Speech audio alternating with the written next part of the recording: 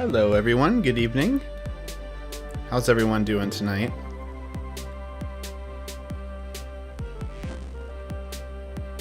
I am doing quite alright. A little late to the stream tonight, as always, so I'm still just getting set up. But, you know, we're making progress, that's all that matters. There is another group Ironman. I have literally had to world hop so many times because of group Ironman trading their wood cutting. Just starting off here. Not surprising though. Hey Brett, good to see you. Glad that you're doing well, that's great to hear. Hey Badfish, good to see you as well. Hope you're doing good too. It is a wonderful Thursday night here. This week has been pretty good. Not the best week, but pretty good. Really excited to get going on Time Traveler since we're in March of 2002 now, officially. So, just kicking off the fletch and grind here by chopping some regular trees.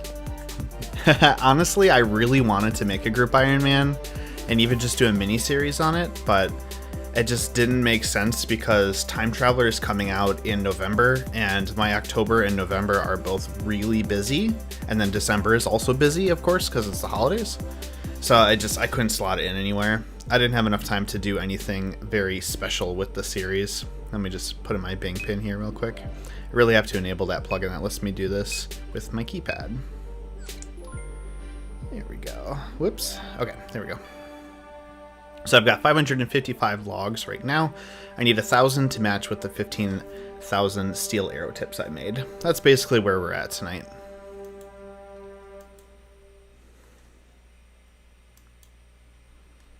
Yeah, it would have taken me a month to do anything interesting with the group Ironman, which is literally all the time I have. And I really want to focus on Leagues 3. So I'm going to make sure I have a pretty clean slate going into November so I can focus heavily on Leagues 3. Knowing for a fact that about a week of my November is just out. Like, I won't be able to play at all. And also big parts of after that. So I really might only have 3 weeks to play Leagues anyway, which kind of stinks. I really don't like that they only made it a 6 week this time instead of like a 10, because I was really hoping I would have more time in December. I don't think it super matters though. My December is so busy. It always is. It's really kind of weird because like September and October are a bit of a lull for me, but then November is usually okay too, but I've made a lot of progress this September and November. Just gonna stop playing for the month? That's not a bad way to go about it either, honestly. Another group Ironman probably, yep. That way you're just fully ready to go for Leagues. I am just gonna try to get my series to a good pause point and then, yeah, jump straight into, that's gonna be my full focus. Hey Siri, good to see you, hope you're doing good tonight.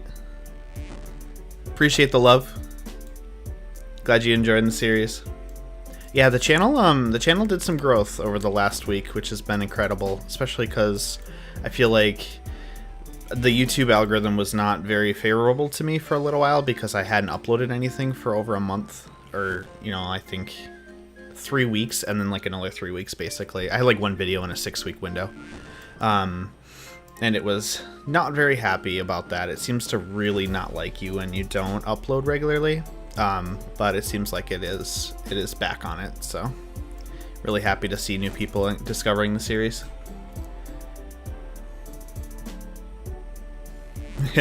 This is the game that you don't quit Badfish. By the way, Badfish, you are Nicholas, right? Do you mind if I call you Nicholas? It's a little easier to say.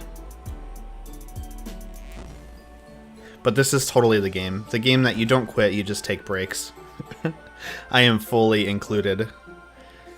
Started in 2005, played pretty regularly up until like 2009. Took a 2-year break, played from like 2011 to EOC release. Took a break, played pretty regularly from like 2013 to 2015 when Old School came out. Took a break, played like 2017 to 2019. took a break, and then came back to make videos last year. That's been pretty much my story. So, you know, like 2 years on, 1 year off-ish. Sounds good, Nicholas. It's just a little easier to say, and it seems a little bit more personal. Personable? Yeah, personable.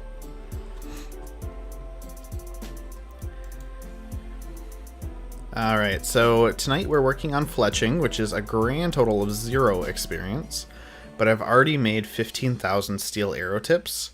I just need to collect the logs and feathers to make the arrow shafts to be able to use them.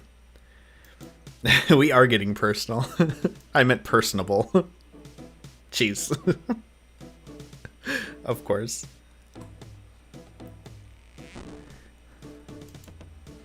So yeah, I'm the 15,000 steel arrows should get me up to almost 50 fletching, which is going to be a big boost because my goal is to make as many maple and up bows as possible to get as much money as possible. So it should be, I think it's going to be just under, so I'm going to have to do a couple willows, but then I can do maples up until 70, and then I want to do yew longbows all the way to 80, which is my goal. That's okay. Do I have to submit it in writing to your fiance, Nicholas? Or do I, is it okay if you ask for me? Splashing with smokestaff? I'm not splashing with a smokestaff. What are you talking about? Also, good to see you, Shaman. Hope you're doing good. Get that man out of your stream. Oh, you're talking about someone else. Duh. Jeez. I'm good at paying attention.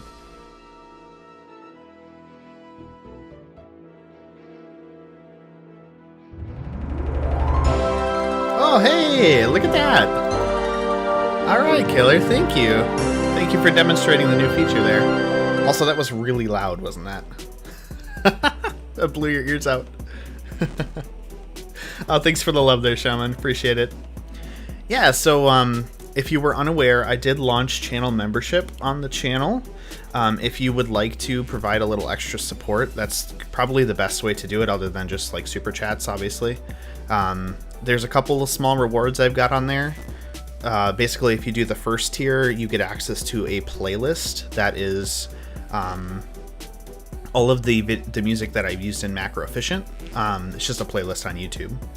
If you do the second tier, you'll get to mark a tile in my game, and you'll be able to have your name basically show up every time I pass that in any series, because I use the same Runelite profile across all of my accounts. And then if you do the third tier, which Killer so generously did, you'll be able to upgrade that tile to a short message that's like up to 5 tiles long. So appreciate that a lot, Killer. That's awesome. Thank you for the timing too. That's awesome that you were able to demonstrate it. And I need to fix that volume. That was a little loud. Let me reduce that volume a little bit.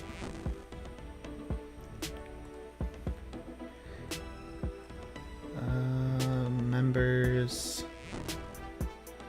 54. Let's try half that. Okay, should not blow your ears out as much. Yeah, that's seriously so generous to go for the top tier right away. So yeah, basically, Killer, if you ping me in Discord, I will, and let me know what tiles you want your name on or message on. I'll get that set up for you. And actually, I was in the process of doing that because my friend also subscribed to a membership, and I needed to demonstrate what this is going to look like, basically. So hold on a second.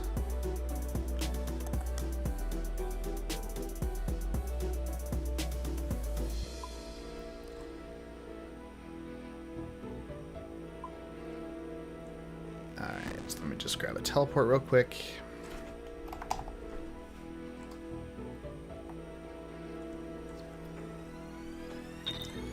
It took me out of the stream. Oh, that's a little annoying. Gotcha. Well, annoyingly, you probably didn't see the little fanfare that played when you signed up. But it was pretty cool, and I think it destroyed everyone's eardrums. Okay, so I'm on my other account here. And basically, my friend Nick, who has done some of the voice acting for Time Traveler, decided or signed up as well, and he did the medium tier, so he gets his name on a tile. He picked this tile right here. So basically I'm just going to label this tile. I'll do his screen name. And then basically every time, I think I spelled that wrong, but every time I pass this area in-game for the rest of eternity, this tile will be marked with his name and no one else can claim it. So I think that's a pretty fun way to do it. I hope it doesn't get too hard to read the screen when I'm moving through some areas, but that'll be pretty cool. And that'll be the case on Time Traveler too, because I share the RuneLite profile between both of these accounts, as I've said. So. Sorry, Shaman, for blowing out your eardrums. So yeah, Killer, if you didn't hear, you also get access to the... I made a macro-efficient music playlist on YouTube. You get access to that. I think if you look in your membership page or whatever, it should say in like the instruction part, the link will be in there. And then you also get the obviously your message on some tiles in-game, so... Let me know what you like and where, and I'll get that set up. It's a pretty good assortment for the eardrums. Thank you, I think. But also, I don't want to blow your eardrums out. Also, Nicholas, I just saw your message. I will totally get on that. Though, let's be clear, it is only just so I can call you by your actual first name and not by your screen name in stream.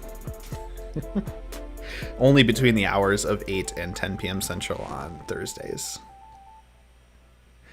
The Guildmaster at the Grand Exchange. All right. Any particular tile? Or is it okay if I pick?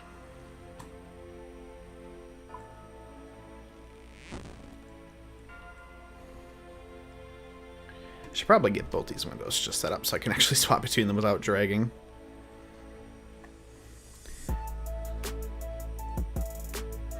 Yeah, let me know if you want a particular tile or any tile, and I can put it down. A few away from the bank so people aren't all the time. Okay, that makes sense. Yeah, let's go ahead and let's grab right here. Actually, no, let's do like right by the teleport spot. Yeah, that'll work. I also have to figure out how to color these things. I don't know how to actually do that.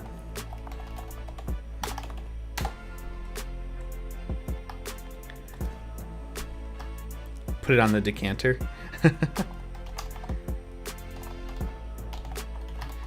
Something like that. Does that look good? It bleeds on top of each other, actually. Let's do this.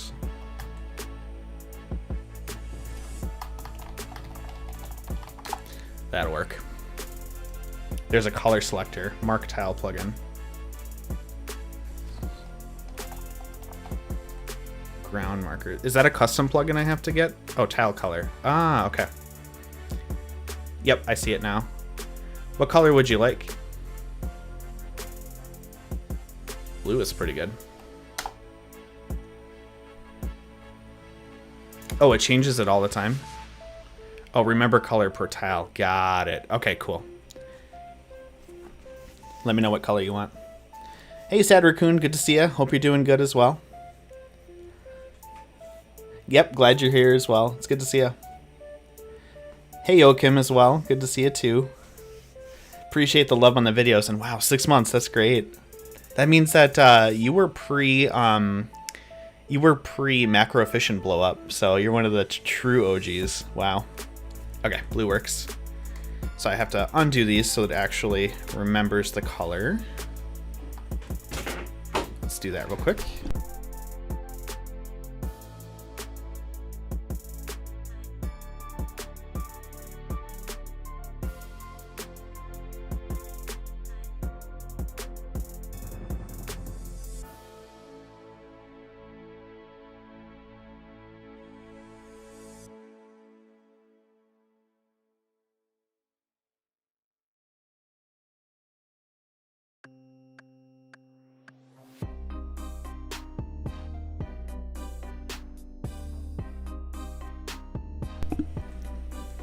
Okay, sorry about that. I need to take care of something in a moment, but I can quick label this before I go. Actually, I want to make that blue a little lighter.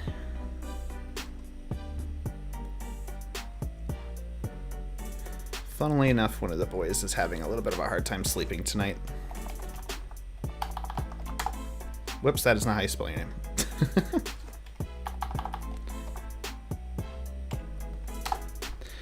Yeah, so if you're just joining the stream, this is just me explaining and showing exactly what you can get if you join the membership program for the channel. And one of those things is going to be if you join the 2nd tier or above, you get the ability to label a tile in game. If you do the 2nd tier, you get your name, and if you do the 3rd tier, you can get your name in a message. So there you go.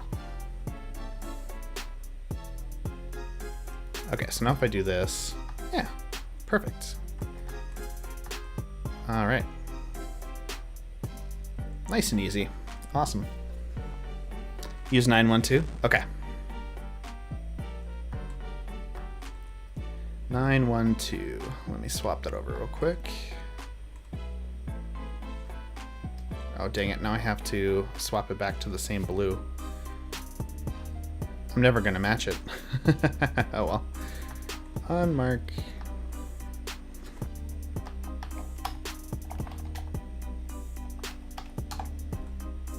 Oh, whoa. That was weird. I don't know why it did that.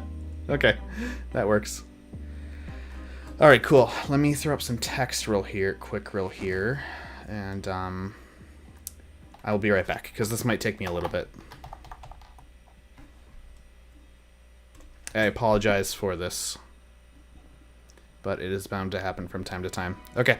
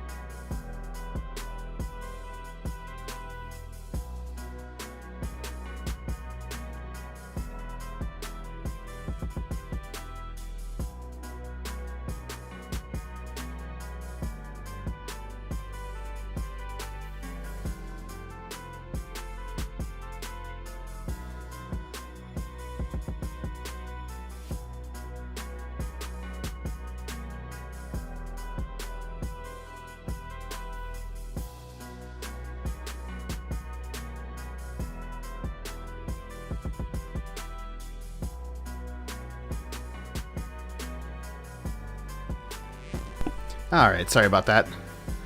One of the kids was having a little bit of a hard time getting to sleep. But we all have those nights from time to time.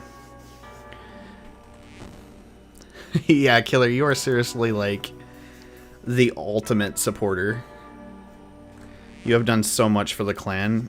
It is unbelievable. I absolutely appreciate everything you do.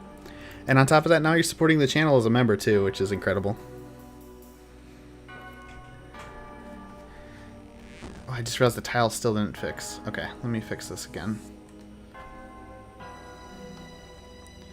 Unmarked tile, mark tile.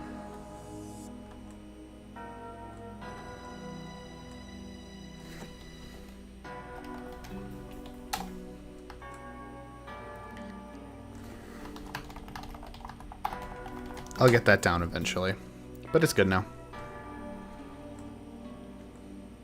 All right. He's 20 months, Sad Raccoon. He is just a little guy. He's a wee little guy.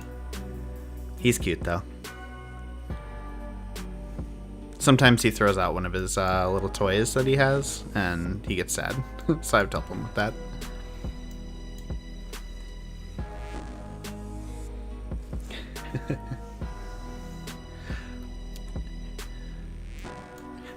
Hey, I'm also 30 as well, or almost 30.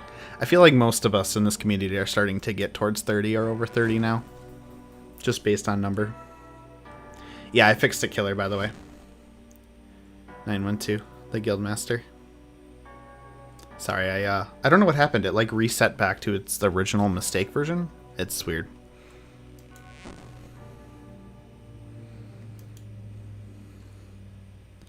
Anyone else invest in Shiba Inu coin? Is Shiba Inu coin going up? Or is it even real? I don't know. I don't really follow the cryptocurrency scene at all.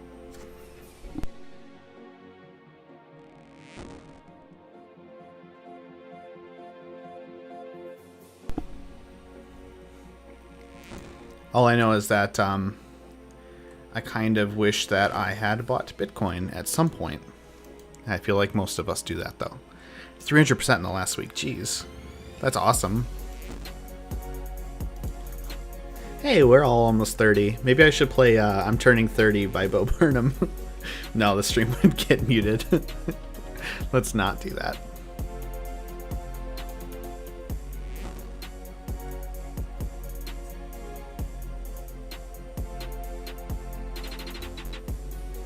Oh, you meant the fire making level. Got it. Okay. Thought you were talking about the label. Killer.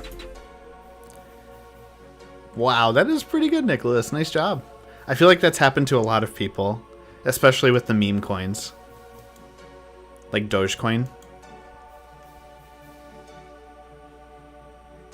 It did announce you're 60 a while ago. Are you already at Tot, though, Killer? If so, that's pretty incredible.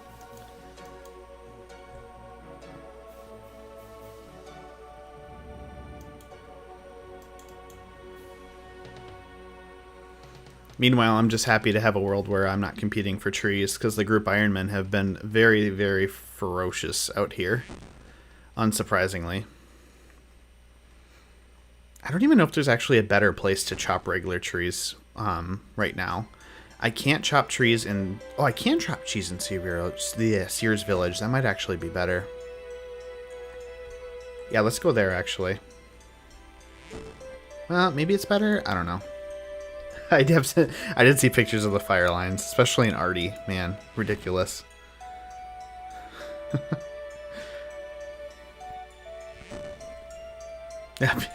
Sad Raccoon, you were part of GameStop? That must have been interesting. I mean, that was practically a meme too, honestly. Crypto is probably going to be more and more important as we go along too, Nicholas. It's only fair. There's just the amount of people who are becoming less and less confident in government-backed money is continuing to grow. The only really bad thing about it is it also makes illegal activity much easier. But that might just be something we have to deal with. Shaman, we're chopping regular trees because I need 1,000 to make arrow shafts for my arrow grind. I can't actually make any from higher tier logs because that ability didn't exist yet. So basically fletching just got released and I'm kicking it off by making 15,000 steel arrows. I've already got the arrowheads in the bank. I smith those. It took like 10 hours. And now I'm chopping the trees to make the arrow shafts. And then we have to buy feathers from the fishing shop, which I'm not even sure I have enough money for. So this will be a problem. Yeah, I could probably chop them and just fletch them wherever I am, Sad Raccoon. That probably would be smarter. But I already had 400 in the bank, so I kind of wanted to just put it up to 1,000. It's not that long to bank, at least, so. Ooh, 23 kills already at the top. There you go. Killer, you're making some serious progress. That is nice to have one member fishing, though, because I'm sure you got plenty of food for Tot now. China just made crypto illegal? Is that true? If so, that's ridiculous. I mean, technically China also made time traveling illegal, so this series is officially banned in China. They've made it illegal like 6 times. Oh god. That's so interesting. I remember reading a story a while back. There was a kid, I want to say he was like 12 or 13 right when Bitcoin jumped on the market. He had $100 that he got from his birthday, and he invested it into Bitcoin basically, and he got like 1/7 of a Bitcoin or something. And then 5 years later he sold it and he got like 10 grand or something and put it towards college. It was kind of interesting. But he was like, I specifically petitioned my parents to put my $100 birthday money into buying Bitcoin. And I'm like, why wasn't I that smart? That would have been great. The mining rigs moved to Taiwan. Interesting. So did they make it illegal to own and use cryptocurrency or just to mine it? You'll get there, killer. It takes a while. I can't pick that up. Bye. I should probably turn off the ground items plugin though. I barely even use it, even when I'm playing my other account. But I had it on because I was killing, well, not to spoil the video for tomorrow, I was killing something that it was handy to have on, so I used it.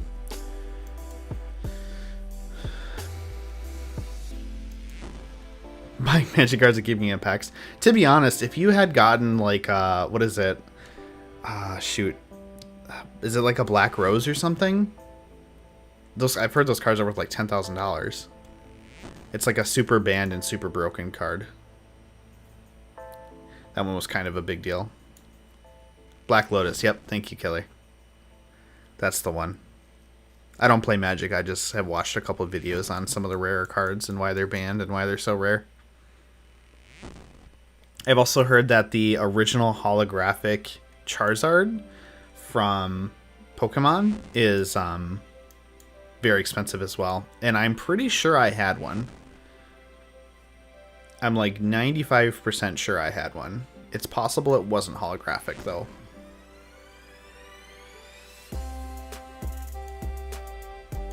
Yeah, that makes sense, Nicholas. That actually really aligns with it, with how China runs. A cryptocurrency would probably be revolutionary to the citizens there if they wanted to do transactions that weren't tracked by the government.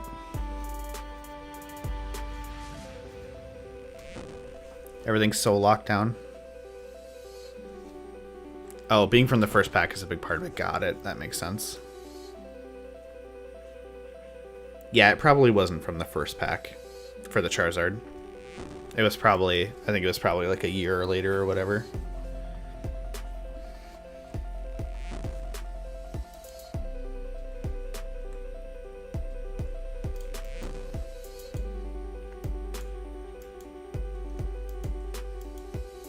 Oh no, don't chop. Okay, yeah. I thought I just chopped the oak. Can't chop. Well, I can chop it now. I just don't need to. Gosh, it's so...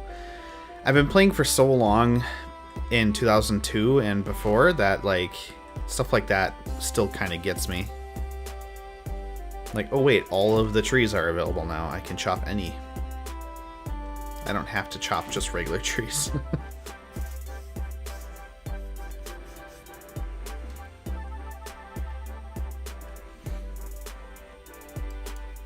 I have to make sure I have enough money to actually buy the feathers too. That's kind of a big deal.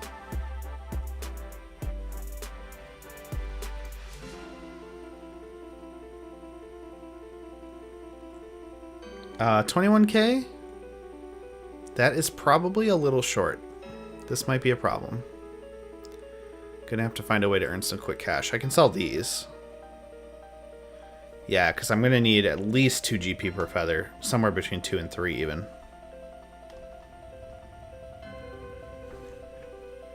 So yeah, I'm probably going to need like 35K at least.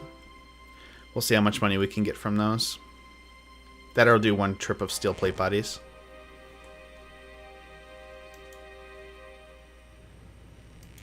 I'm pretty broke right now.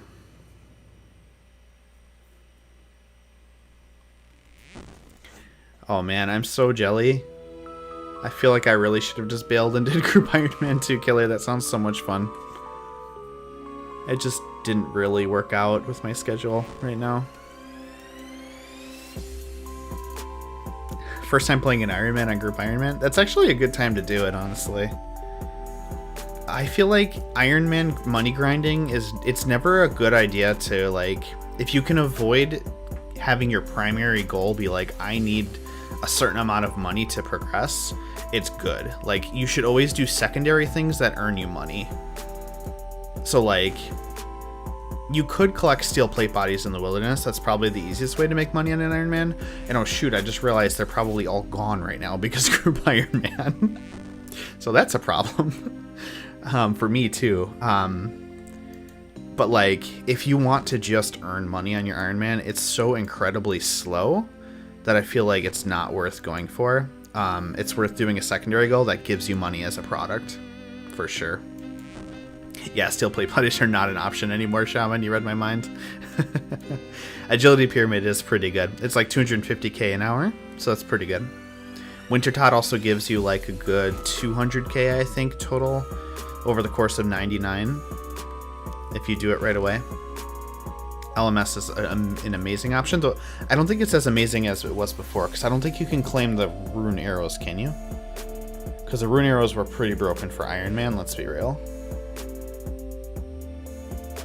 Is it 50k in the past hour doing top? Okay, maybe it's a mill. Yeah, it must be a mill. Yeah, I'm not going to do steel plate bodies. That's a bad idea.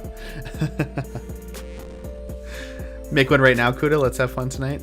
But I really want to focus on Time Traveler too. The problem is, like, I need a goal to go for. Like, I don't know if I could have fun just messing around. Especially on, like, a fresh account, because there's so few things you can actually do.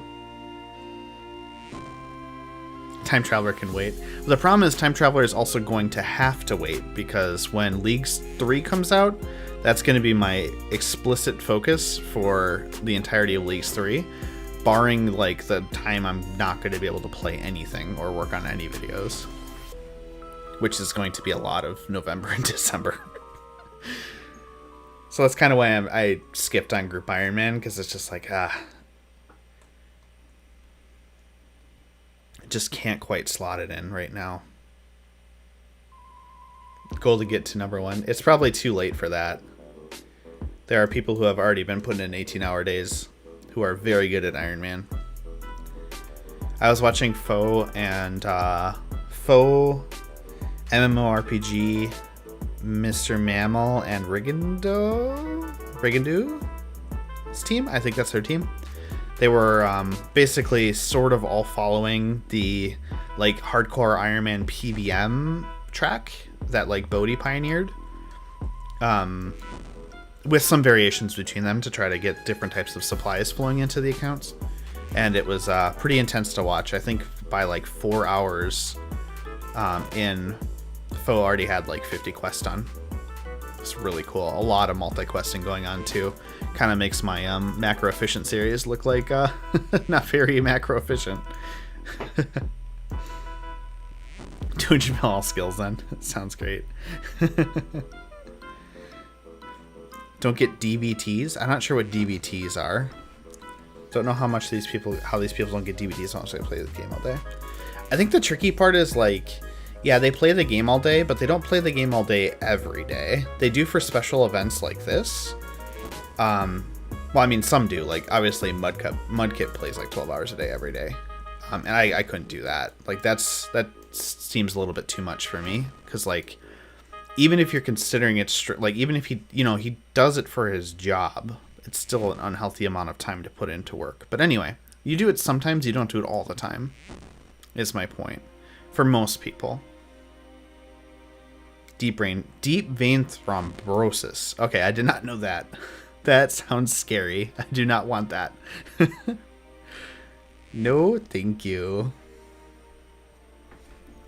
The other thing is, I think they do a pretty good job of getting up and moving around every so often. I don't know for sure, though. It's been a long time since I've watched a streamer for a long time that wasn't during a special event. Like, obviously, Foe was sitting the whole time playing for Group Ironman, but I feel like when I watch streamers in the past, I do get up quite a bit for water breaks and bathroom breaks and take walks and stuff. So, Deep brain thrombosis. Sometimes I just go to say a word and my brain does not comprehend what I'm trying to say. I should say my mouth doesn't comprehend what my brain is trying to say. Yeah. 200 mil Herblar in an Ironman. Wasn't the first Ironman just hit 200 mil Herbrixby? I think that just happened recently. It literally took 6 years of probably very consistent play and focusing on Herblore. And I think the Ultimate Ironman, who's #1 Herblore, is also at like 130 mil, which is even more ridiculous to me, because Ultimate Ironman Herblore is so ungodly slow. Deep brain thrombosis is a stroke. No, thank you. No, thank you. I do not want any of these things. I think I'm gonna need to go take another walk soon.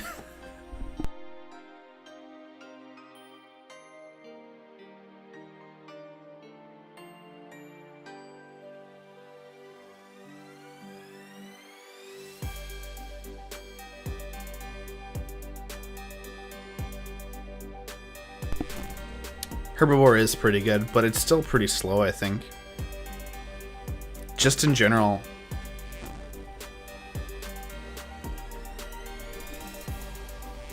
Sorry, my cat came in and I got scared for a second because the door opened and nothing happened. The cat can push the door open sometimes if it's not fully latched. Herblore on an Ironman is just slow in general. There's a reason why Herblore costs so much money to train. It's because the amount of herbs coming into the game is not enough to satisfy the demand of everyone who wants to train it. So that makes it the most obvious that Ironmen on their own have a really hard time collecting herbs. And I know from personal experience, because trying to focus entirely on Herblore using 2002 methods, I got an effective 1.6 thousand Herblore experience per hour. This right here is 100 hours of grinding. 55. Brutal. There's a nice woodcutting level though, 39. Cool stuff.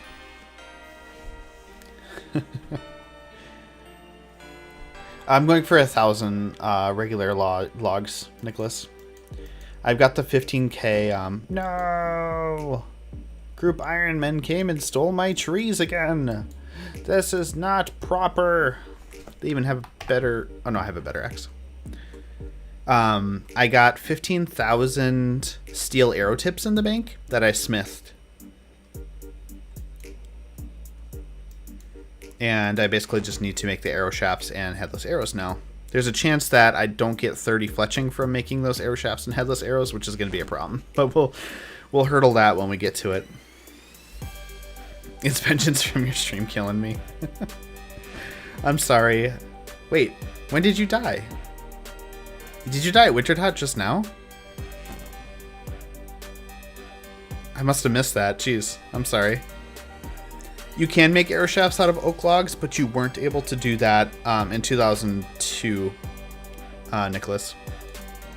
That actually was a really recent addition. You weren't even able to do that till like 2017 or 2018. It's a good addition though, for sure. The other tricky part is you need the 15 fletching in order to be able to do it. So with the way I've set up my fletching grind, basically it's going to be a problem to get 15 early, because I need to make a bunch of... I basically am relying on the headless arrow experience to get up, so I need a lot of arrow shafts fast anyway. It's a problem. Yeah, no worries. It's honestly not too bad. This is this is a huge throwback. I mean, I feel like I was one of the many who played like an Ironman way back in 2006. And I specifically remember thinking the same thing back then. Like, why can't you make arrow shafts out of oak logs or better? Because I hate chopping regular trees at like 50 woodcutting or whatever I was.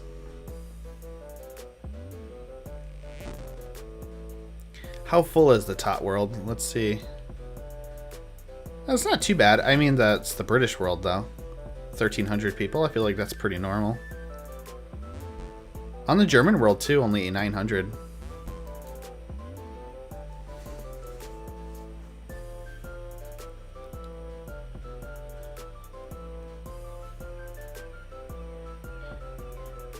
No, you definitely couldn't turn every log into Shafts Killer. That's a recent addition. Oh, this world is actually really laggy. Oh my god. Okay. Yep, you're right. Let's get the hell off this world. Let's get out of here. Whoops. Oh, whoopsie. Why is this world lagging? Oh, what? Wintertot's not that crowded, Killer. What are you complaining about? There's only 800 people on this world. Stay off my world. Okay. I'm sorry. Oh, seriously. I had a really good idea for the next episode. Oh, here's some more group Ironman. I had a really good idea for the next, and fire lines.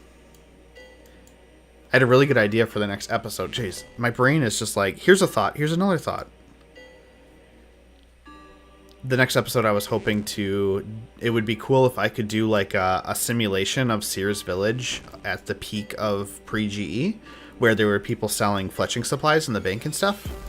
But that basically would require like crowdsourcing a crowd, and that might be tough. But maybe we can try to set it up. This episode's not going to be coming out for a while though, so if we could set something up with the clan, maybe that would work. We need all the server process we can have. Oh god, I don't want to see Tot. It's probably, you probably can only see 2 tiles anyway, or 3 tiles around you. Can't even imagine what the public chat's gonna be like. I appreciate that, Nicholas. Yeah, I'll definitely keep it in mind. I think it would be pretty cool though. Papa Scythe. That's a pretty cool name.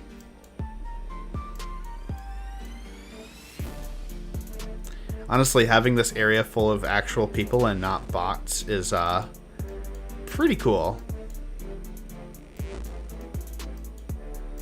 This is feels of 2006, where it was really hard to find like a spot to chop regular trees near a bank. Seriously. All them new group Ironman, exactly. 100% true. Also good to see you, Belmora. Hope you're doing pretty good tonight. Enjoying your Thursday. I mean, it's possible they're bots, but bots don't usually chop oaks and regular trees in members. That's like a suicide bot strategy. It's really easily detectable. I mean, it's possible they're doing it as part of their route for something.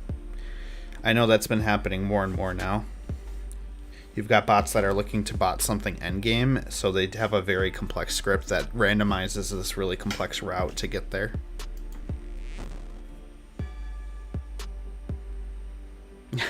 How high were the developers when they thought of fire making? I'm sure it made a lot of sense at the time, because don't forget, it was one of the first skills in the game, where basically all you could do in this game was fight stuff. You could fight stuff and you could mine and smith. That was basically all you could do in this game when it first came out. You know, with a couple other little things, like you could technically cast some spells. You could technically chop wood, but really the only reason you would chop wood and make fires was to cook the meat that you got from fighting stuff. So that was the whole game. So I'm sure it made sense at that time, because fire making was really important. Ranges were really rare. Actually, I learned even late into RuneScape Classic, ranges were really rare. Like, there's very few ranges. Like, if you're curious, look up the RuneScape Classic wiki range page. There's only like 9 in the whole game. So like, they had an idea to make this idea. They had this idea to make this idea. They had an idea to make the game like kind of more of like a survivalist game, where like you really needed to chop wood and make fires to cook food on the go, but it never really manifested for sure. So it's kind of interesting. It's definitely a relic of its time. I also think that Old School's developers have done a pretty good job with it. Like RS2 development team did a pretty good job too, trying to do like shade burning and stuff. But with Old School expanding shade burning and doing Wintertot, I think firemaking has become a pretty diverse and more interesting skill for sure. It's just, yeah, thematically it's not great comparatively to the scope of the other skills for sure. It's really a relic of its time. it could easily be merged into some other skill. All the range spaces were taken by beds. Probably, actually. There were a lot of beds, too. You had to, for those who don't know, you had to sleep in a bed to sleep off your fatigue, which was a mechanic that Classic had. Basically, as you earned experience, you would gain fatigue, and if your fatigue hit 100%, you could gain no more experience. So you had to go sleep in a bed. Eventually, they released sleeping bags, so you could sleep on the go. Made it a little bit easier. But for a while, considering how close a bed was to your training location, was huge.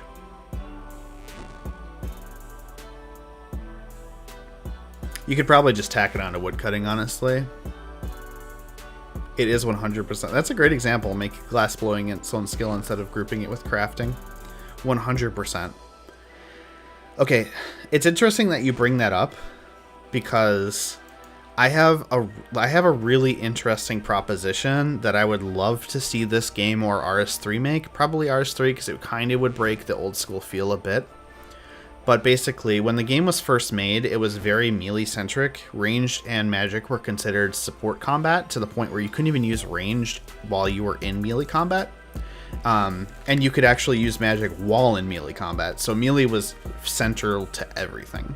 So it made a lot of sense in Classic why they would have two melee skills, attack and strength. And then only one of the support skills, range and magic. But at this point, we've hit the game in RS2 came out, it made a distinct combat triangle, and as time has gone on, we've had more and more viable options for ranged and mage to become primary combat styles rather than support.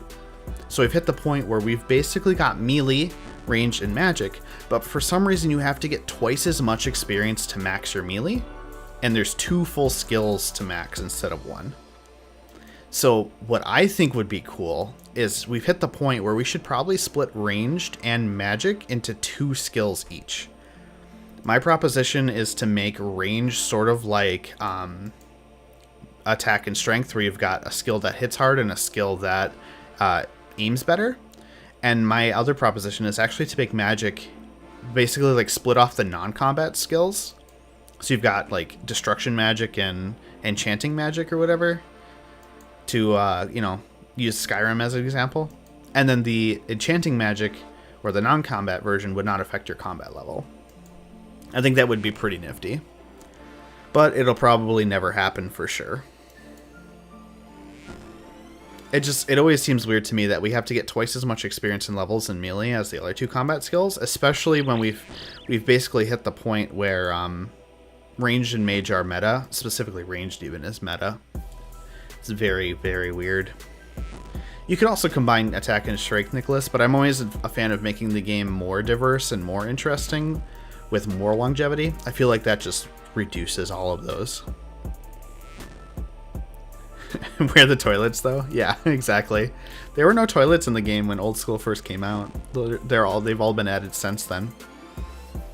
People didn't pee in 2002. Well, to be fair, toilets kind of imply running water, or at the very minimum, like a septic system, which people did not have in medieval times either.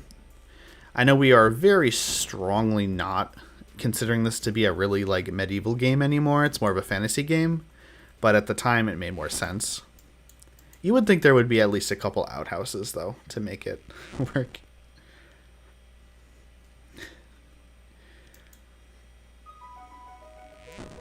It would have been interesting if they made beds and outhouses both reduce your fatigue.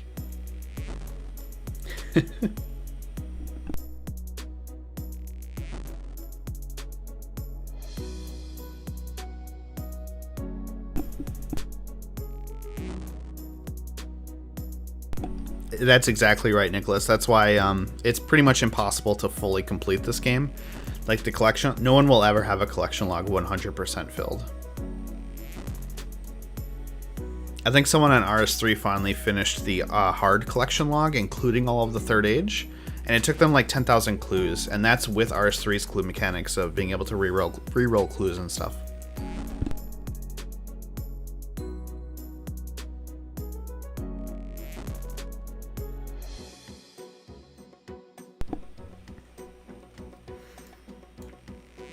No toilets because it's medieval and has fast travel via teleporting? Are you implying that people... Are you implying that people, like, poo when they teleport into the abyss? Or is it the J.K. Rowling explanation that, you know, wizards just apparate away their poo when they're done with it? And that's why there's not many toilets in the wizarding world.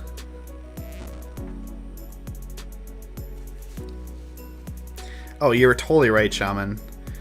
There was no sanitation standards for most of human history of cities, and that's why cities were always terrible places to live, where life expectancy was like 15 to 20 years shorter than outside of cities. And one of the main reasons was people just dumped their refuse and stuff everywhere, sewage everywhere. It wasn't until like 1700s England that people started to recognize the diseases that came about when you got human waste too close to your drinking water. It's I think it's Jon Snow actually was the first person to recognize and correctly diagnose that shoot, I can't remember what the name of the disease is, but there was one pump that was really bad in London, and he worked to get it shut down and cleaned up. No, I didn't see that Family Guy scene, Killer. I don't know if I want to see it, though. The old random event of the ball monster? What ball monster? Do you mean the Abyss malfunction where you had to select a lever? That one was pretty iconic. Was it cholera? I thought it began with a D. Dysentery? I think it was dysentery. Like the thing that you die from in Oregon Trail all the time. Diphtheria? I don't think so. I thought it was dysentery. It's one that specifically you get from like having unclean water that's been tainted by waste.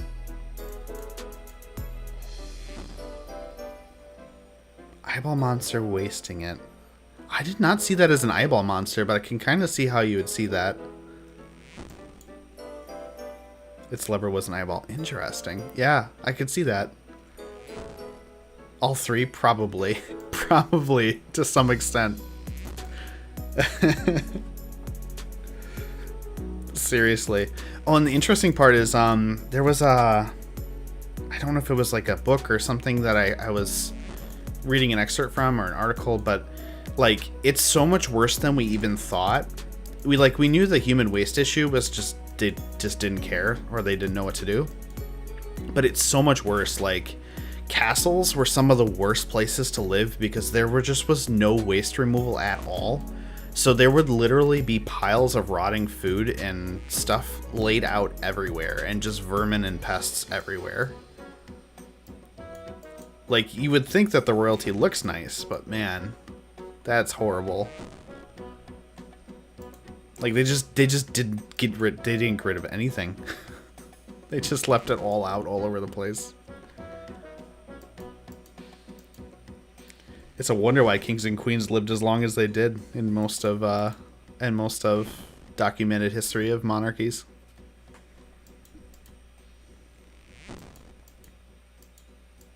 This hole with eye levers. Yeah, that was the Abyss malfunction or whatever.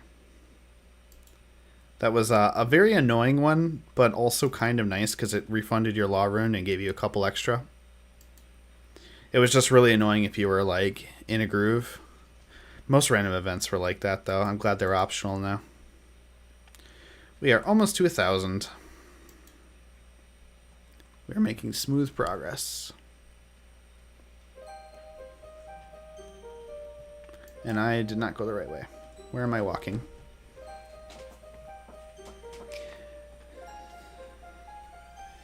Oh, I believe that meeting in Boston there, Nicholas. That makes a lot of sense. Well, hi, kitty. I don't know if you heard that. My cat jumped on my lap.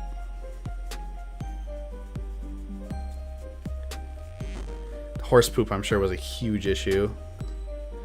literally thousands of horses in that city at a single time, I'm sure. They're actually going farmers? Oh, yeah. That makes sense. Also, hey, good to see you, Marlon. Hope you're doing good. Yeah, that makes a lot of sense. I mean, it's a necessary job when you don't have a septic system or a sewer system, right? Sewer systems are revolutionary. Right? Queens in the wigs. There was a reason why they wore so much powder in their hair and in their wigs. It was very important.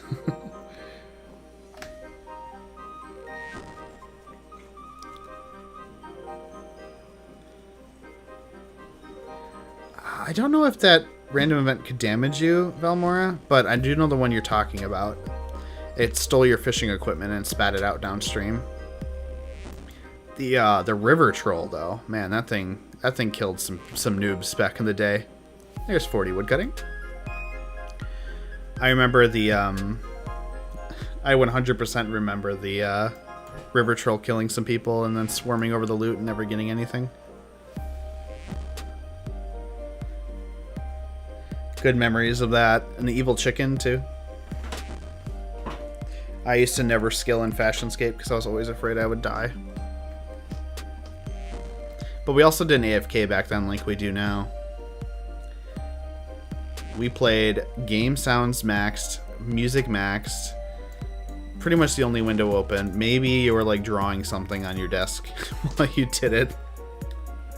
No wonder why none of us could do more than an hour of grinding. Buck. Yeah, exactly.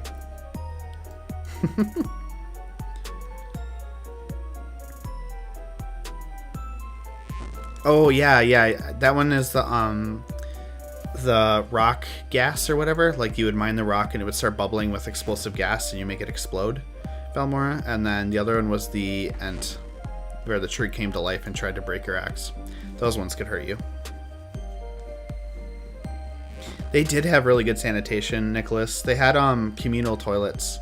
So like not every house had sewer service, but they had basically communal toilets where you could go to, and they were frequent enough that everyone had access to them. So you just went there and it all got washed away. They were extremely advanced. They had a good grasp on how to run a healthy city. Tons of free feathers from the chicken. Plus you could kill it just by turning on Protect from Mage, so that was always pretty nice. Hey 1211, good to see you. Appreciate you jumping in and I appreciate the thumbs up. Yeah, actually, if everyone could like the stream, that would be amazing. If you're enjoying it. If you're not, don't feel like it's necessary. But it does help a lot for sure.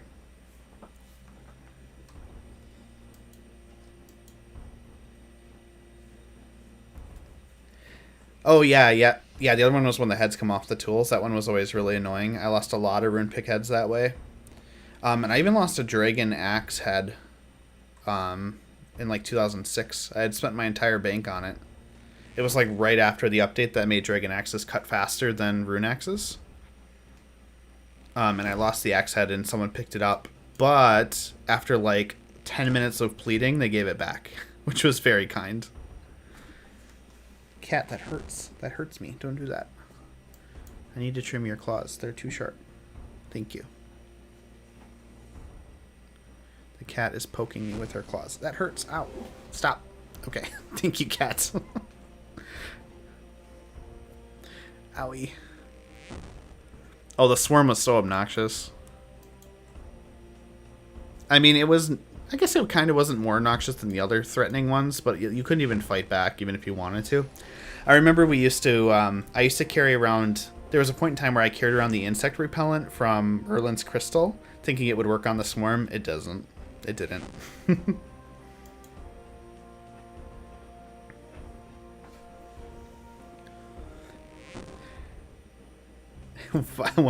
Fashionscape. Absolutely.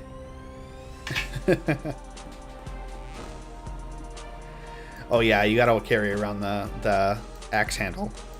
I wonder if anyone in old school still has the axe handle, because when they discontinued that random event, they didn't unequip it, I don't think, from anyone. So there's got to be someone who's still holding one. Either an axe handle or a pickaxe handle. I'm sure it's got to only be a few. That would be a cool statistic that they could reveal on stream, maybe. Probably just some old account someone logged off on and never logged on again, but pretty rare.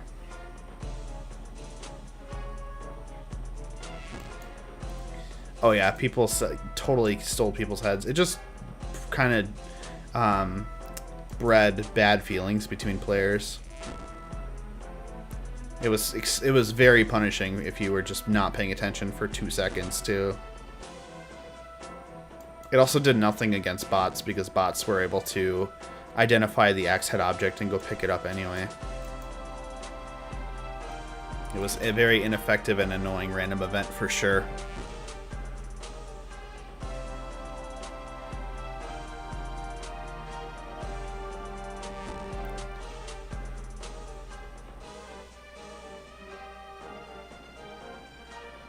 It was about discovering the world for sure. Man, different times. Seriously. I think they just converted them into regular pickaxes, Sad Raccoon. Like, if you had a rune axe head in your bank, I think they converted it to a rune pickaxe.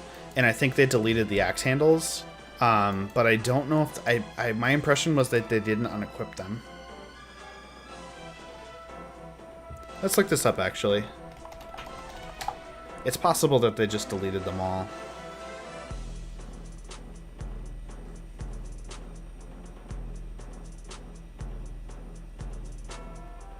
Oh, okay. It was removed before runes,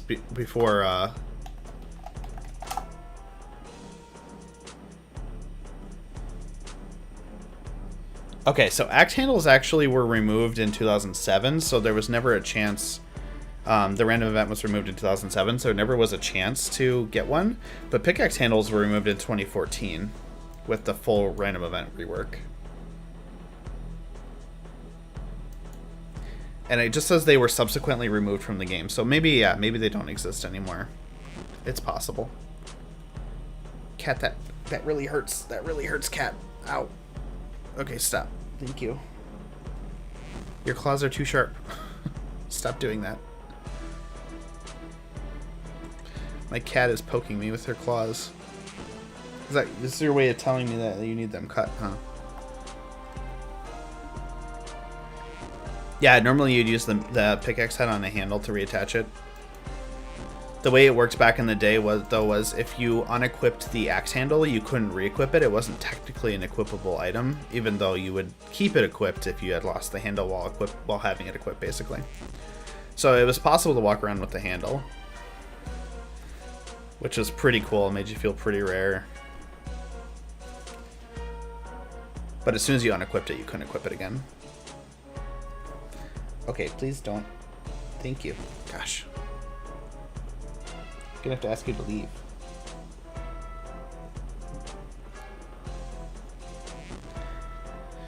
Cat is very clawy today.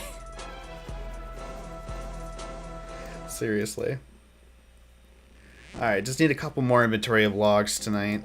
This is going pretty well, honestly. It's pretty chill.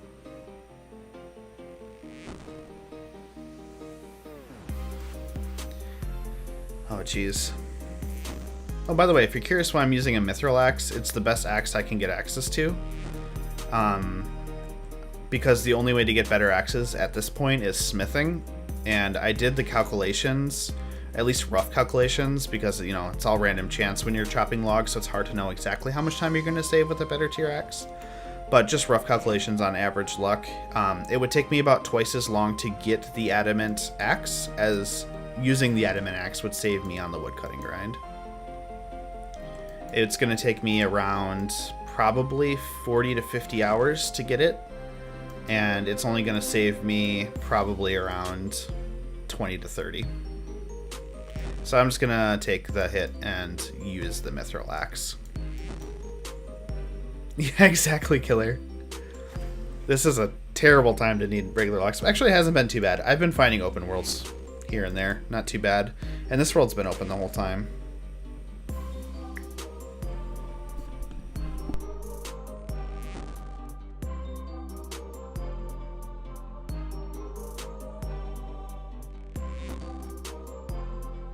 Oh yeah, the broken pickaxe and axe, those were from, gosh, that was the Ent. The Ent broke the axes, and the explosive gas broke the pickaxe. That's how that worked.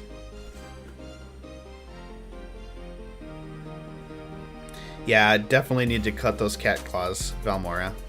They get sharp. My cat especially they get so sharp after like a month. So I need to cut them at least once a month, which isn't too bad. It's just sometimes I forget. Hey, one more inventory and we're done.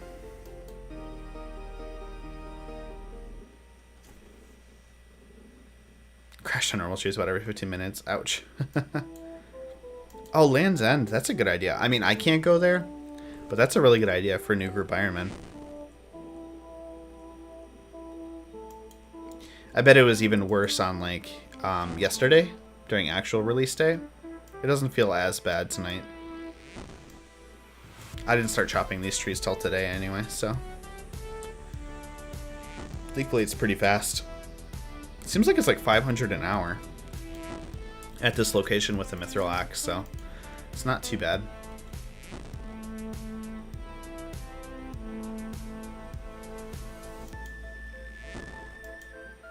"20 minutes at Barbasalt, finding a world." Oh god, to get 10 planks? Actually, I believe that though. Jeez, should have went to Entrana. There's 3 plank spawns on Entrana. Or 2 maybe? But point is it's pretty easy. Similarly easy. Maybe not as busy either.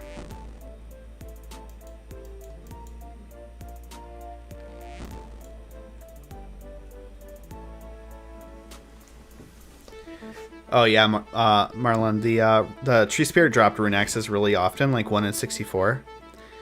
You could even still do that today because they're in the Enchanted Valley. And they drop them at the same rate, so it's kind of funny. It's not actually a good moneymaker nowadays, though. The Rock Golem also could drop higher tier pickaxes. But for some reason, it had a lot stricter drafting rules, like it was based on your combat level. Unlike the Ent, it's kind of strange. Shout out to Sunji, another time restricted account. Yeah, shout out indeed. I did not know that. I'll have to check them out. Let me note that name so I know how to look later.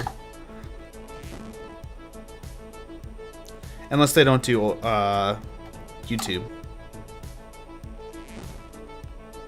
Does not look like they do YouTube. If they do, let me know. Always interested to check out other time restricted accounts. There's not too many series on YouTube, so.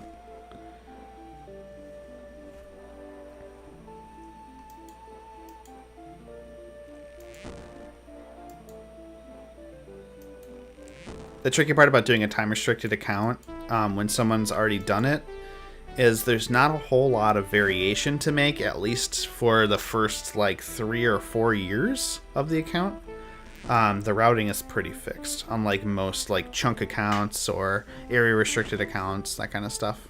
It's a little bit more flexible, so there's more of a potential to carve your own path. But it could still be fun.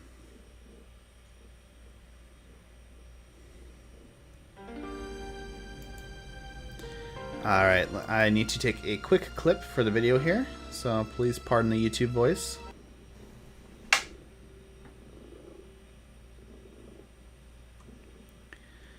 Alright, this is the last batch of logs, and just like that, we've got over 1,000, so time to locate a knife. Oh, look, I actually have a knife.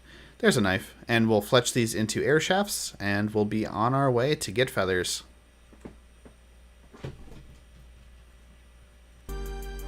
There we go. I got someone fletching right behind me for some reason. Works for me. Oh, I should record the first... Oh, sorry, the chair is so loud. I should record the first fletching level as well.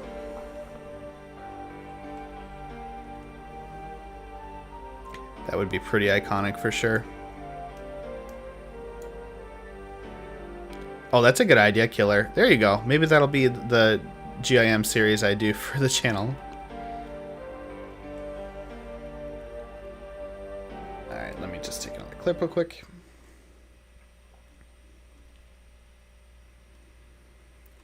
And there we go, a very iconic moment. Another skill unlocked. Another skill, level 2. That's fletching. We have a long way to go before we're done. Okay, that should be the last clip I need to make for a while. Yeah, the ent was based on your combat level, Velmora. I definitely remember killing him with Protect from Melee and an axe, though. Went down pretty quickly. The Rock Golem also had a ranged attack, interestingly enough, and I remember the lowest levels. Rock Golem was so low, like its range level was basically nothing, so it could never actually hit damage on, even a level 3. So it was really funny just to tank it the whole time. A Snowflake Discord posted on the Unique Ironman Reddit. Oh, nice. Good to know. I'll take a look there. I think I posted in one of those at some point, but that was a long time ago. Probably worth an update. Yeah, Rug has a 2005. It's not really a time traveler. It's more of like a 2005 chrono locked. Where he started the account from 2005 and he's ending the account at 2005. So it's pretty cool though. I've enjoyed that series a lot. I know he's stuck on the Fire Cape right now and that might be the end. I'm not sure. Maybe the Fire Cape and all of the quests for the time. That'd be pretty nifty. I've briefly thought about making more time-locked accounts that are trapped to the various years or eras, just to see what it'd be like to start a brand new account from that era. But it feels like it'd still be pretty close to what I'm doing on Time Traveler as it is. And there we go, 4 fletching. Hey, look at that animated lunch. Thank you. Love the series. Hope the grind isn't too rough. Appreciate that. That's so kind. Yeah, it actually has been not too bad. It got a little bad during the end of the Herblore grind, but then I had a lot of fun doing all the quests in 2002, and now I'm really excited for fletching. Fletching is one of my favorite skills, so it's going good. Appreciate the love there. That means a lot.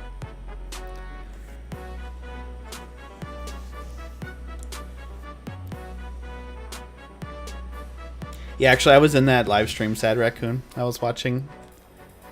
It was laughably bad. He is not very good at fight caves, that's for sure.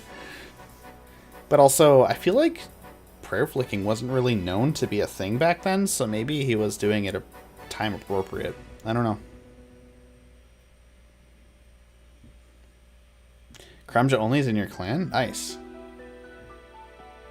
Is that like an actual, is that an actual, like, Snowflake Ironman clan? If so, that's pretty cool. I still have to finish Karamja only. I got about halfway through. I feel like Karamja only is definitely a... I don't want to say undervalued. Like, it's underrated? Yeah, underrated. Like, to me, Karamja only was, at least as far as I've gotten, was almost as good as, or as good as Swampletics.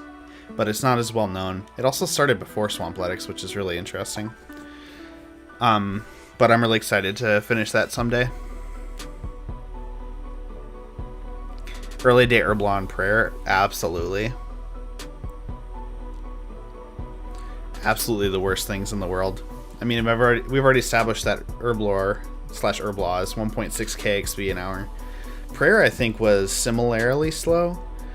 Basically, there's no prayer experience boosting altars in the entire game. So you have to just bury bones. And there are up to Dragon Bones by the time Classic ends, but they don't come out till the end of this year, 2002. Otherwise, you're stuck on Big Bones and regular bones.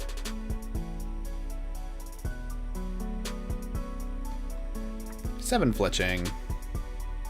This should be nice and fast.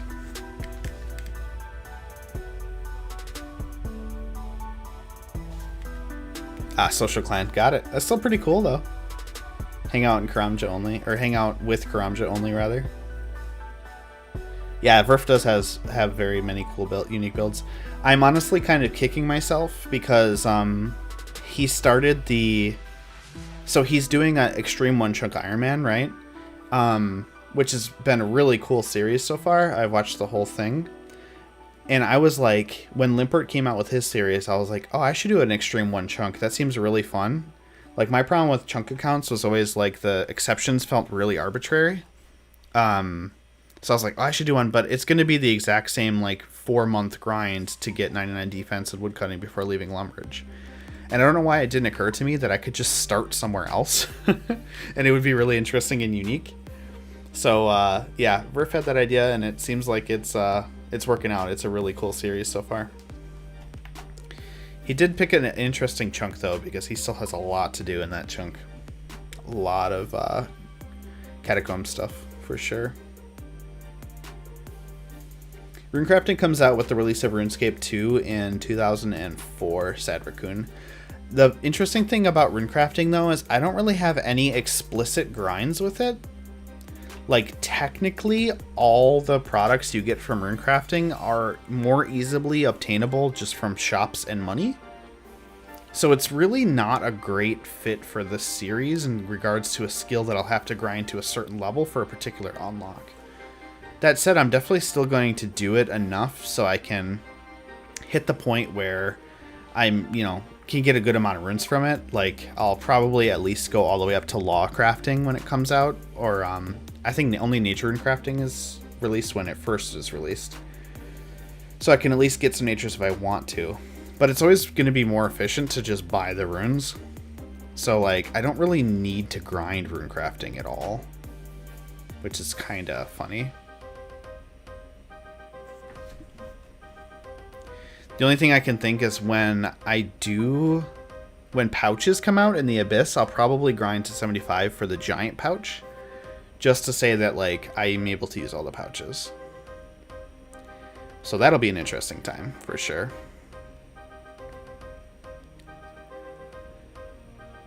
Yeah, he is on a whole different level, Velmora, for sure.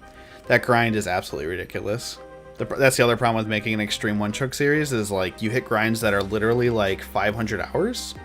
And for me, that's 2 months. No, that's probably closer to 3 months, honestly. Realistically, I only have like 150 to 200 hours a month to put into a grind. The silver grind, as it was, took me a month just because I couldn't work up the ability to actually do it. Hey, Rage Giant, good to see ya. Yep, we finally completed 2002, which will be the next time trial video. Not coming out tomorrow. Tomorrow's a macro efficient video. But the one after that, next week probably. So we're in March of 2002, which is fletching. So we're working on fletching right now. We have to get all the way up to 80, and we're starting by doing some steel arrows. I've already smithed the arrowheads in the bank. There you go. That took 10 hours, by the way, to smith those arrowheads. It's so slow, but it's going to be so nice to have a stack of 15k arrows. Hey, Samuel Evans, good to see you. Evan, sorry, rather. Hope you're doing good. Glad to see you in the stream tonight.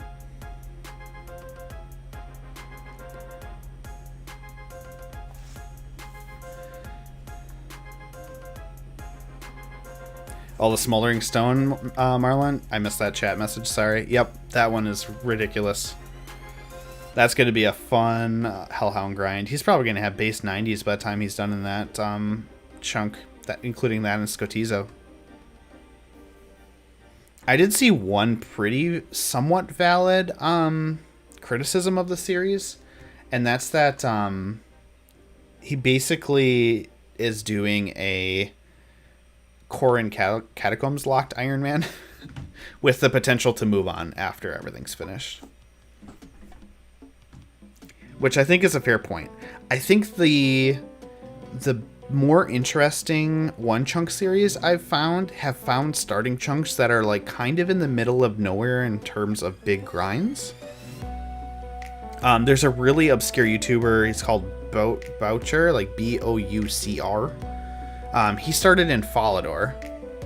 He did start right next to Motherlode Mine, which is a huge grind, obviously, but he didn't actually get it right away. So there was a lot of interesting stuff to do before he got there. So I thought that was pretty cool. Not saying the Verf series isn't amazingly interesting. It's just really the first 1,000 hours is going to be one chunk, even though it's technically a chunker series. The fun part about chunker series is unlocking chunks. And by the time he's going to leave the Corn Catacombs chunk, he's going to be high enough level to already pass many other skill challenges. So, yeah, Boucher, yeah, you know Marlon. That's cool that actually you know him too, because he's a pretty small creator. He's only like 600 subs, I think. So yeah, go check him out if you want to. He's got a really good series. Yeah, dying crepes for crafting XP, that was really creative. It gives you like 2.5 experience per die. It's so interesting.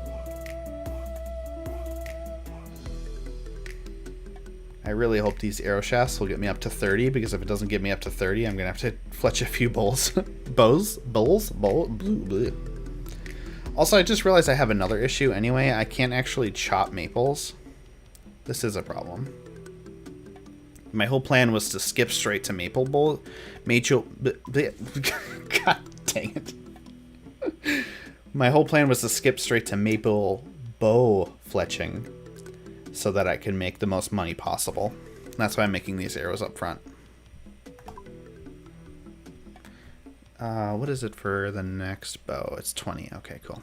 Just want to make sure I get some of these more interesting low-level milestones on clips, because it's obviously very important for a RuneScape series to show that, 20 fletching took me 5 minutes. Yeah, many people have tried a Fremennik only Ironman Shaman, and I feel like almost none of them have really worked out. It's a tricky region for sure. It needs a lot of exceptions, like so many that you don't really see. It doesn't really feel like you're starting with a fresh account anymore by the time you actually start. And even then, it's like still really hard to get everything unlocked. It takes a long time. Yeah, that's the problem, Rage Giant. The main problems are like not necessarily Fremennik Trials. Fremennik Trials is hard enough as it is, but getting anything after Fremennik Trials is really hard.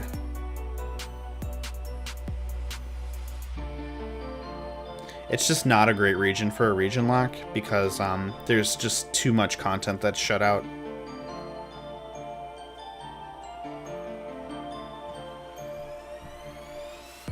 They took the bank away from Fremi a few months after it was released. Was there a bank in Fremi? I thought it was always the Pierre the Seer guy that deposited your inventory. Though I think he's a proper bank if you finished Fremi Elite. Achievement diaries. Hey Curtis, good to see you. Hope you're doing good tonight. Appreciate it. Sorry, appreciate you jumping in rather. Jeez. That was a weird noise I just heard.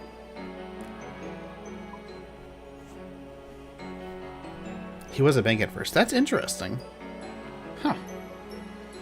He's not a proper bank now. But I thought he was for Fremi Elite. Oh, maybe it's just that he can deposit certain items and not your whole inventory. Like he's a deposit box. Hey, Senpai Supreme, good to see you tonight. Hope you're doing good as well. Good to see everyone jumping in tonight, hanging out. Good old time traveler progress. Oh, lower Fermi Dairy becomes an... Okay, yeah, I was way off. Thanks for the clarification there, Samuel.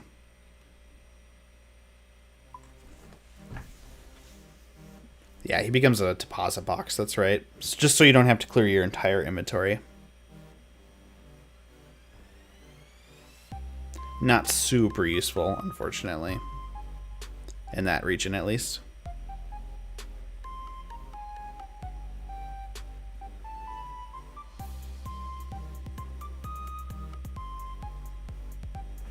who's this beast over here? A hydro pet and everything. Hey, Michael Wimbery, good to see you. Hope you're doing good tonight. It is a good evening indeed. Oh yeah, there has been many Zaya locked accounts for Rage Giant. I feel like from the beginning of Zaya's release, even. I have not actually seen a series through, though, and that's why I think I'm such a Zaya noob. It's literally taking me so long to wrap my head around everything you can do on Zaya and the best way to do it. Oh, I take that back. There is one Zaya locked account I was watching now, done by Mr. Frog. He's got a Zaya locked Ultimate Ironman who's looking to get the Raids 1 pet, which has been pretty fun. Hydra Pet, Inferno Cape, and Jaramen Staff. Someone hasn't done their Lumbee Elites. That is so interesting, Velmore. I'll have to remember that for sure. Hey, Monster Hunter Lancer, good to see you. Looking forward to 27th May 2003. What's 27th May 2003? I feel like I should know this because I literally was just updating my document to go all the way to the end of RuneScape Classic, but I'm missing it. I'm missing that, what you're calling out. Or it's probably on the doc, rather, but I just can't remember if that's what I mean. Oh, yeah, this is a good one, Samuel.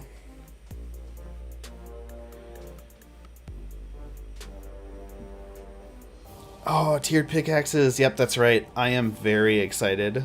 That's going to be great. That is going to be amazing.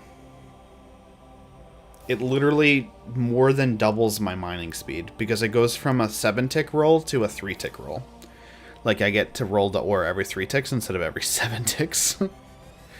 It literally took me 10 hours. No, it took me like 9 hours to mine 2,000 coal. For sure. It just took so long. Hey, look at that. All right. Thanks, Michael. Appreciate you joining the club.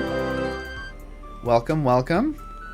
And that gives me a good chance to call that out again. I did launch a channel membership for the program as well, or channel membership for the channel, rather.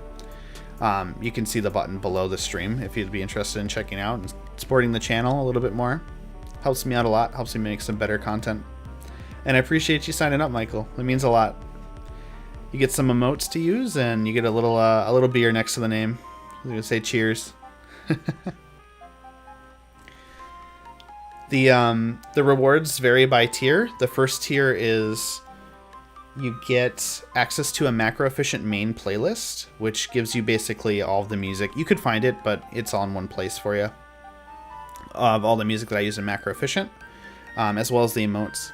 The second tier, if you're curious, gets you the ability to mark a tile in my rune light, basically.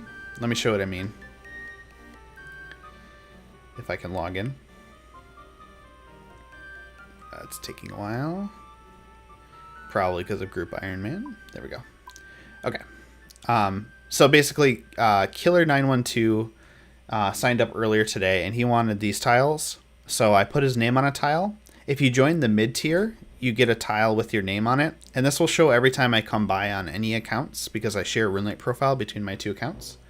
And because he went for the third tier, he also gets a message. So you can use up to 5 tiles for a message as well. So every time I go to the G in any series, you're going to see Killer's name there. In addition to that, everyone who does sign up as a member will have their name put in the credits of every video. And if you do feel like you'd like to support the channel and the top tier, I will give you an audible thank you as well. Yeah, there's some of those emotes. Yeah, I don't know exactly what I'm doing with the emotes yet, so they're subject to change, but I'm kind of happy. We got the Wizard Mind Bomb cat. We've got the Cheers, which is just a bunch of Wizard Mind Bombs. We've also got the EGE. I'm not super happy with this one yet. I need to find something better to do with it. Yeah, all those. And then I thought the Run 100% one would be a cool meme. I think mostly the EGE and the Run 100% might get changed, so. Started in 2004 and have a lot of pointless artist knowledge. You and me both. Well, I started in 2005, but I've spent so many hours wiki crawling, it's not even funny. And for the series too, I did it all over again. Yeah, very few content updates, Hunter Lancer. Though we did learn last stream that there is a rune axe grind associated with Legends Quest, so that'll be fun. Because I'm not going to take the shortcut that Jimmy did and by release and kill lava dragons. I'm literally just going to grind out 84 smithing. Because it knocks out some requirements down the line. It's a good moneymaker. And gives me some crafting experience down the line because I'll be doing gold. And with a rune pickaxe, I'll be able to do it at a decent pace. It should take about 120 hours, so it's not terrible.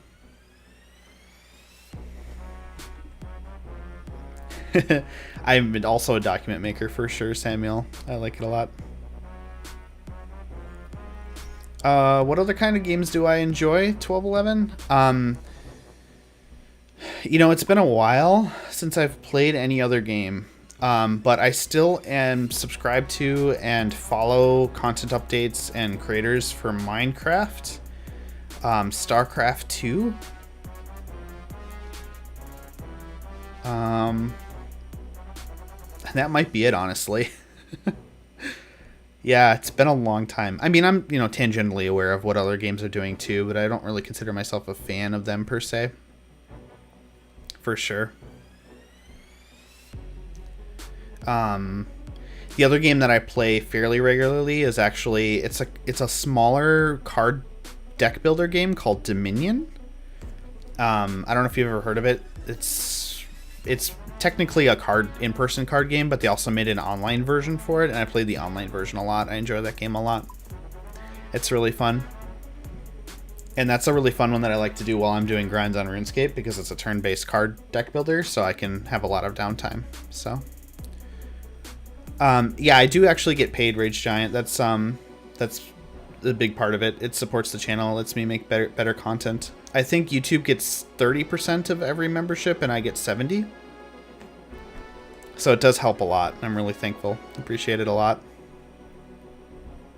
Velmora, no, Red Dragon did not drop rune axes, unfortunately. The only monsters that dropped rune axes were Fire Giants at a 1 out of 6.7k, and King Black Dragon at a 1 out of 128, and Black Dragons at a 1 out of 2.7k, I think. King Black Dragon, I've already established, is pretty much not going to be grindable to that extent. It's going to be really hard to even just get one kill. It's probably going to take me 40 minutes to an hour. So there's a chance I get lucky. Well, the other problem is, actually, King Black Dragon doesn't drop a rune axe anymore. Those monsters don't drop rune axes anymore, let me say. So if I did go that route, I'd have to basically just pretend to get the drop and then actually go get it from Lava Dragons. Which is, not super great. The only things that drop, oh, Nate called me a nerd. The only monsters that drop rune axes aren't even accessible to me anymore, which is why I'd have to take a Lava Dragon exception. So, anyway. Smoking a joint watching Minecraft. I bet that's got to be a good time. Wait, Nate, are you in the stream? Are you taunting me because you have 97 smithing? And I don't. And I need it. Curtis, the Minecrafter I most follow is Azuma Void. I used to, dedicated follow the Hermitcraft crew, every single person pretty much, but then I just dropped off and I started only watching Azuma Void. That's pretty much the only person I follow. I also occasionally check in with Etho's single player series because I've been watching that for a decade. Oh yeah, that's your next message. Yep, I literally have been watching Etho for a decade as well. I just do the single player series though. I don't do too much of those content. Yeah, Hermitcraft, Samuel. It's definitely the best SMP video over there. Do you play Dominion too, Samuel? If so, that's pretty cool. What do you mean make a Discord event, Rage Giant? You mean KBD? We could, but the problem is that I don't get the drops. It would be not super useful. Send it out on 100 Fire Giants? Yeah, that's what I was thinking about doing too, Killer. Might as well. Absolutely.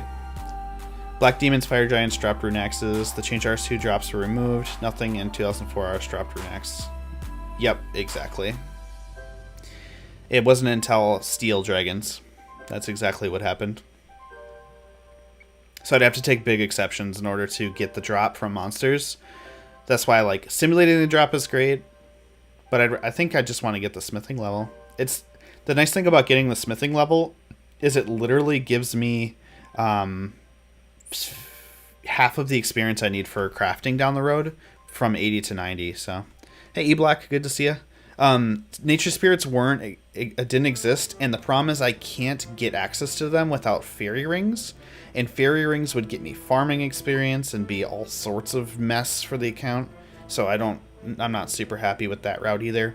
The unfortunate part is, like, if we had old dangerous random events, I could hope to get lucky from getting a nature spirit on woodcutting, but unfortunately I cannot. They don't exist in that way anymore. So Samuel, I expect to be able to kill KBD in 2004 when Regicide comes out, and I can get a Dragon Hasta,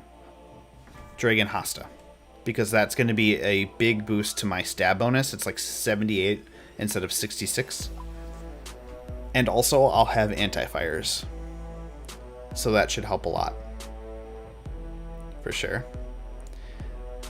Oh yeah, that's right. By the way, if you are in the clan, there is a smithing contest this week. Skill of the week is smithing. And if you're not in the clan, someone in here can hook you up with an invite, probably Killer or me. The clan name is Cubbyhole. You can also join as a guest. Oh, I see Pisco Demon is here as well. Pretty cool. Oh, E-Block, actually I'm acting as though it's 2004 right now. It's March of 2000 I'm sorry, it's 2000 I can't talk. Jeez. I'm acting as though it's March of 2002. So we just unlocked fletching, basically. I'm a time traveler account. Basically, I've been working through every single month from the beginning of the game, so like January 1st, 2001, January 4th, 2001 technically, and every time I complete all the content in a month, I'm able to unlock the next month and do it again. So I'm slowly unlocking the whole game that way. I'm actually just going to do Hand in the Sand Monster Hunter. That's my plan for the Soul Rune. Hand in the Sand does not unlock, doesn't force me to go anywhere I don't already have unlocked. It doesn't use any skills I don't have unlocked. It's literally just a quest out of order, and I'm really happy with that exception. I'll gladly take it so I can buy the Soul Rune from the shop like you would be able to. I'd rather do that than kill monsters I'm not supposed to. The axe is 100% close to an EGE, Curtis. Absolutely. But I'm going to do it. It's going to take like a month, but I'm going to do it. It's actually not worse than the 70 crafting silver grind, which is the funny part. Technically, that could have been over in 100 hours, but it took me an extra 20 to get the diamond, which is a problem. But the silver grind, I'm estimating, will take me about 90 hours to 100 hours to mine the silver. And then it'll take me about, 10 to 20 hours to smelt. So it should be right in the ballpark or the same as the silver grind. I know I said before it was less, but it's not actually true. So it's technically not that bad. And it gets a lot for the account, which is the important part. I get a lot of crafting experience. This will literally save me like 50 hours of crafting down the road, which is a good thing. It gets a lot of money. It gets me like 2 mil cash. And it gets me...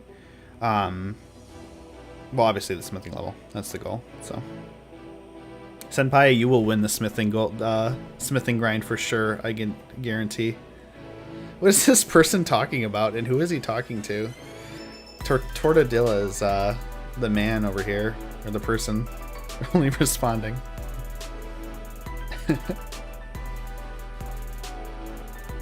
Jeez.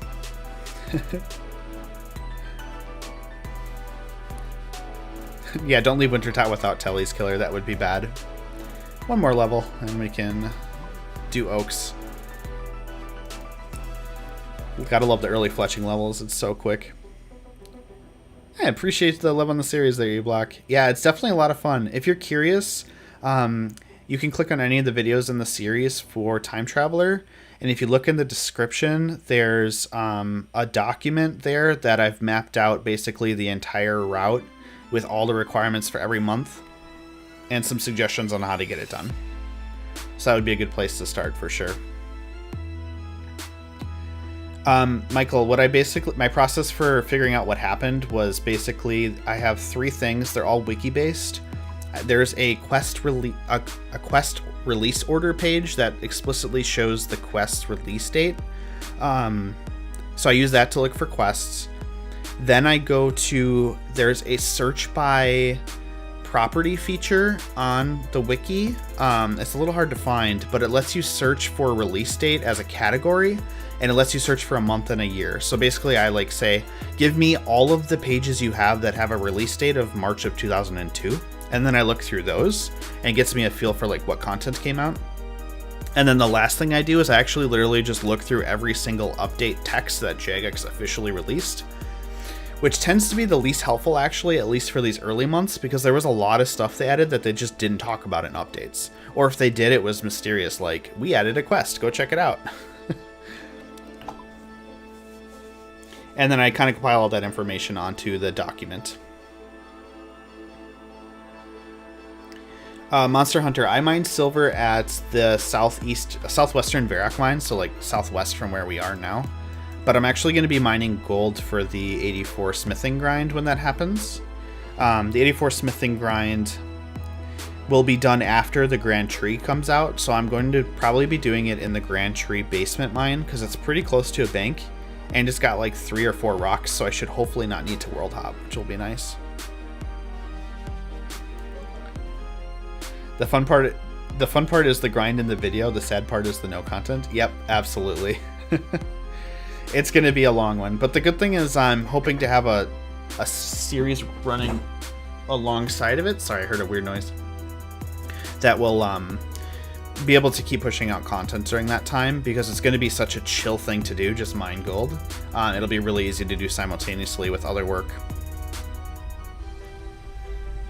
I'm hoping I can pull off like a 2 to 3 hour a day rate, and we'll have it done in just over a month. That's going to be quite the effort, though.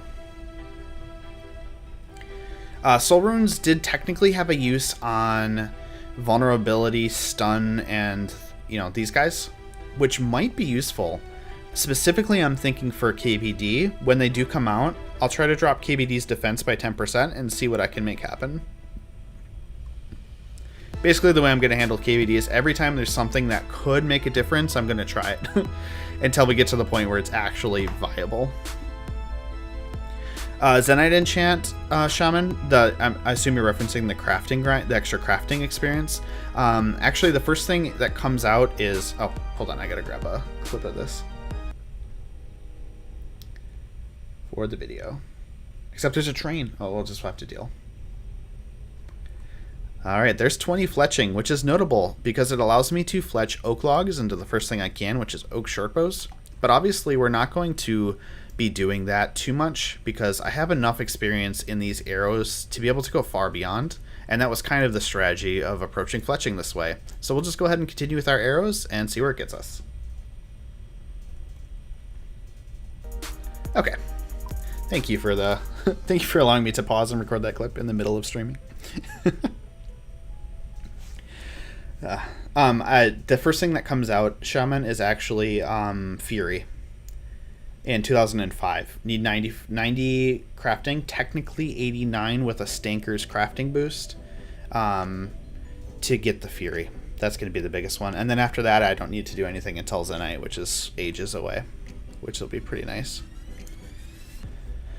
Appreciate the love there, E-Block. Hope you have a good night as well. Hey, Jaka. Good to see you. Hope you're doing good tonight. It's always good to see you jump into the stream. Yeah, goldsmithing gauntlets are a release. That's the only reason why gold is viable for sure.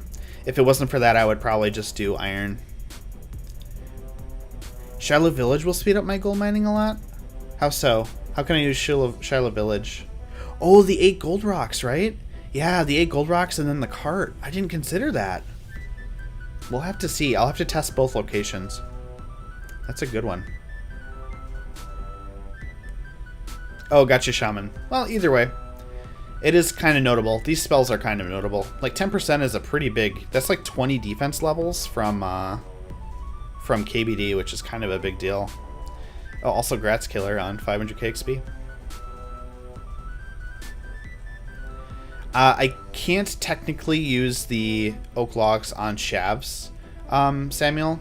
The ability to fletch logs that aren't base logs into shafts didn't come out until like a couple of years ago. So I've been trying to avoid that. So just regular logs, but thankfully I only need 15k. I'm probably not going to be doing too many more than these, so... The weekend spells are so useless. Yeah, that's so funny. Yeah, niche is a better term for it, because I also figured they've been useless, but they've actually been seeing some use with Snowflake Ironman accounts, because 10% defense is pretty huge. That's a pretty big drop. Like, it's worth doing. It could potentially make KBD even viable. I haven't run the numbers yet. I have to do that, though. So it has been a while, Jake. I hope you've been doing good. It's good to see you in the stream again. Almost done here. Then we have to go make some money for feathers.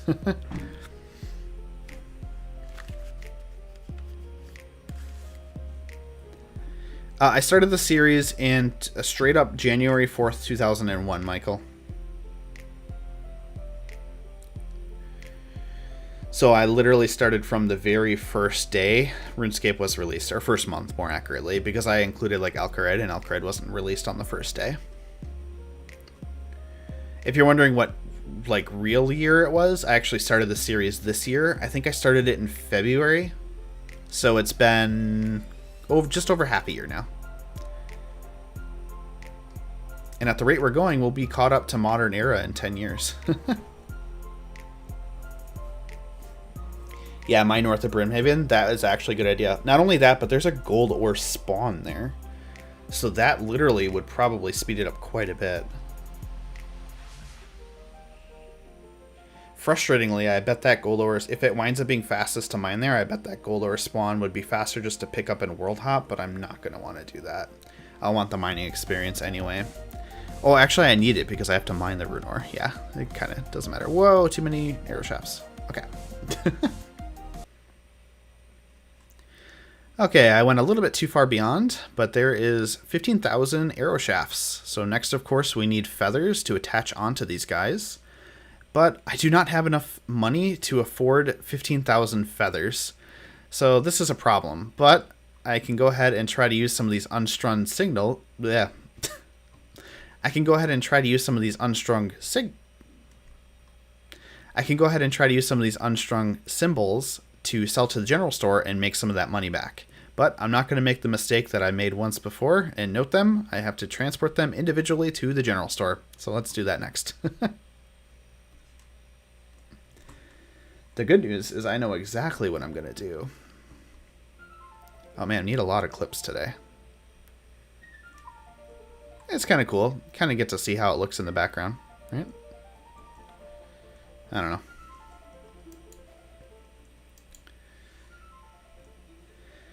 And we're going to go ahead and head over to the other side of White Wolf Mountain to actually sell these. Oh, hold on, sorry. And we're actually going to go ahead over to the other side of White Wolf Mountain to actually sell these goods. And we can do that much easier now due to the addition of the Camelot teleport, which is incredible. I was so sick and tired of walking across the White Wolf Mountain. Okay. Whew. Seriously. Too many clips. Yeah, I've been doing really good, Jake. I appreciate it. Definitely understand that it's been a busy time, though. I mean, in August and early September, I was beyond busy as well. So, they will never know they're unnoted. But you guys will know, and you'll tattle on me, and that's not nice. So I'm not going to do it. I'm not going to tempt you. Frustratingly, I have to go back to buy the feathers, but I have lots of laws, so. Curtis, macro's coming along really well, actually. The next video will be dropping tomorrow, so keep an eye out for that.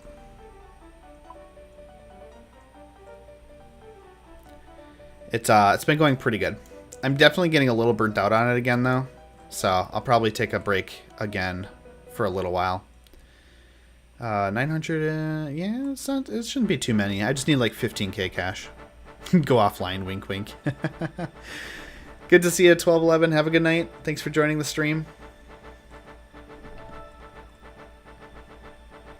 I think it wasn't free, actually, to cert the items. I think it was 5 coins. And only certain items could be certed. Yeah, this won't take long at all. This is like 20 trips. It was, it's like 500 of my symbols. Glad I saved onto these. Saved onto these? Held onto these.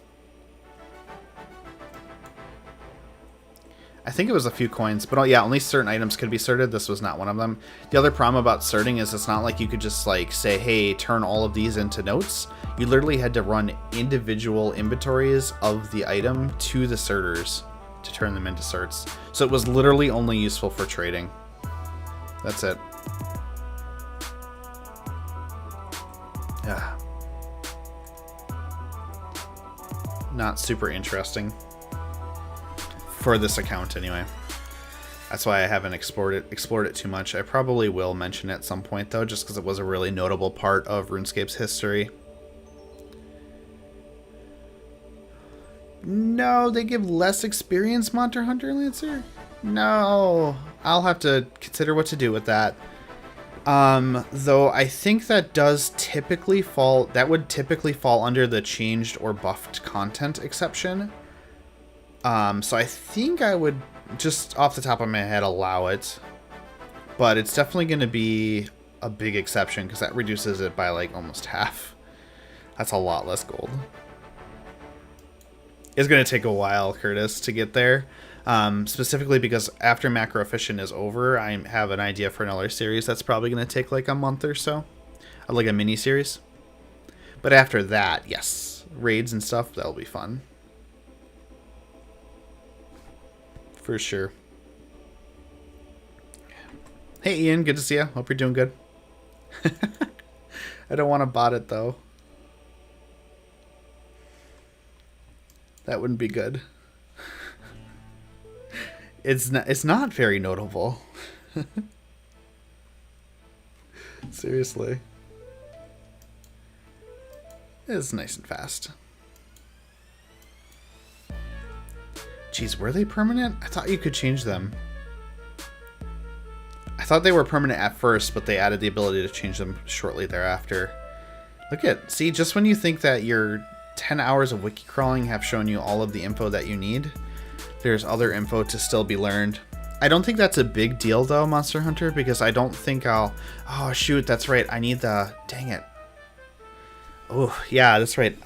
I have a 91 cooking grind too. And I was hoping to do some sharks. But if I can't, I can't. If I can't change them. I'll have to consider that. I'm just so heavily already leaned towards the 84 smithing grind that I don't know if I don't want to kill 6.7k fire giants. It's gonna take longer and I could go dry.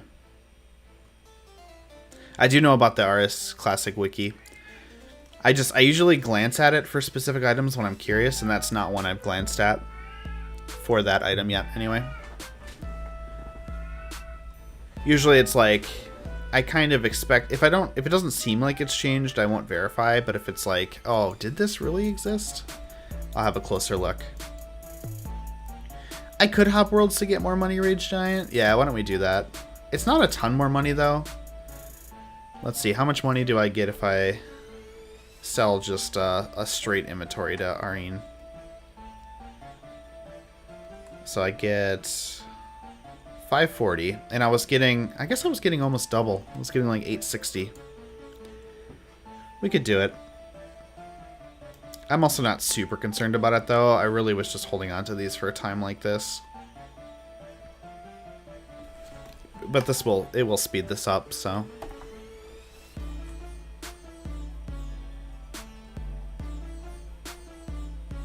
Multi-logging was against the rules. It's not multi-logging, it's world hopping.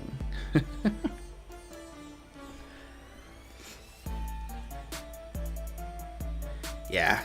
I mean, technically, if I wanted the most money, I would sell 5 in hop. But that's even less worth it, honestly.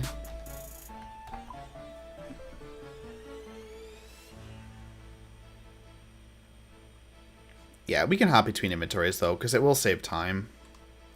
That's what I care about most right now. It reduces the number of trips I have to make by like 50%. I'm just glad that Arheen was released, because this is the closest general store to a bank in the game by far. This is like 3 times closer than anywhere else. And selling bulk items to the store is slow. I guess it's not 3 times closer than Falador, but it's at least twice as close as Falador. Falador is pretty close too. I didn't hop that time, did I? Whoops. Noting items came out with RS2 release, Michael.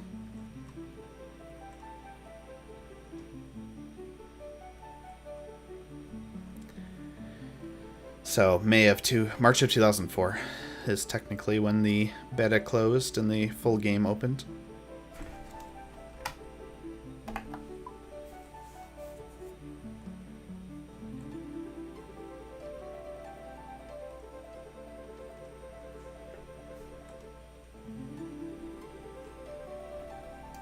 So I have a ways to go. And technically I already sold 10,000 of these unstrung symbols. Noted. And it saved me probably 2 to 3 hours of work. So that wasn't a very good thing that I did.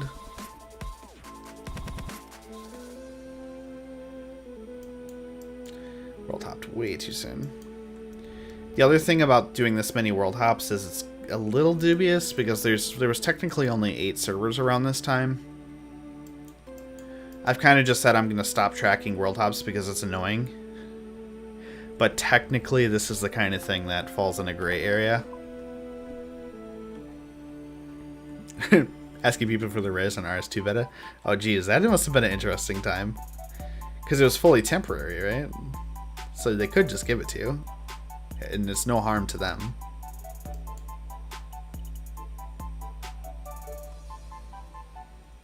It's made up for how slow they are right now. Yeah, exactly. That makes sense. Log out, wait 30 seconds, and log in. Yeah, that's fair. Wait, that's right. There was a 30-second wait between world hopping, wasn't there? I forgot about that. Oh man, I've really been abusing world hopping in this series. Way more than I should have, probably. Oh man, the tricky part about it though is like I've been using it for real time savers. Things that literally would have taken me many more hours. I think I kind of regret doing the steel plate bodies though, because that was a huge time save, and that's really not something you would have been able to do in the era with only 8 worlds, because there's a 30-minute respawn timer on the plate bodies. Yeah, you could preload the clients, Valmora, but it literally, the server would not let you back in for 30 seconds. Even if you use like a very fast, you know, something that typed your password for you or whatever. I remember I would always wonder if when I was world hopping if I was going to hit the timer or not. Because sometimes it would take me 30 seconds to type my password and username, and sometimes it wouldn't. Alright, last inventory here. This should be sufficient.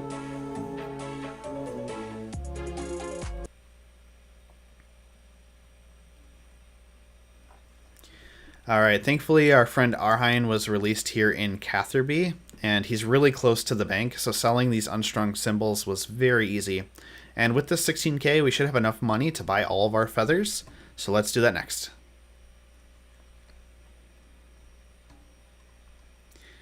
Fastest way is probably via Falador Telly.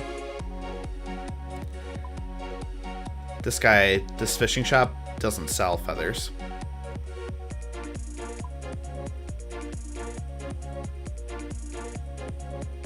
So I have to go to the fishing shop in Port Sarim. Log out, wait 20 seconds, and then log in. Okay, let's continue. Yeah, exactly. Well, I would literally just, not not World Hop then. I just do the extra trips of selling holy symbols. I don't remember RS Demon actually. Was that a client back then? I do remember Swift Switch though. It did remove the login timer and it made Jagex really mad. I think that was part of their DDoS protection or whatever back in the day.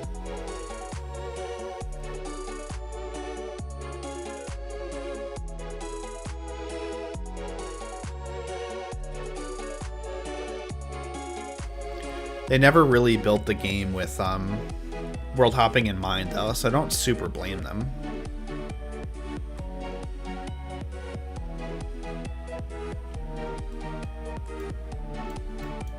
Like, world hopping is such a staple of playing the game nowadays, but at the time, like, no one did it.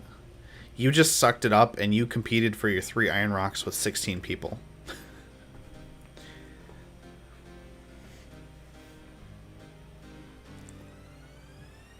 A client looking like Excel tables. Interesting. Yeah, I didn't hear about that one at all. Not doing Wildy Agility to 99, but I do have to do Wildy Agility to 67, Monster Hunter. So that'll be a grind enough as it is. I don't think there was any reason to get 99 agility in Classic, was there? 2 so I gain a line. That was weird. Okay, so here's an interesting exception.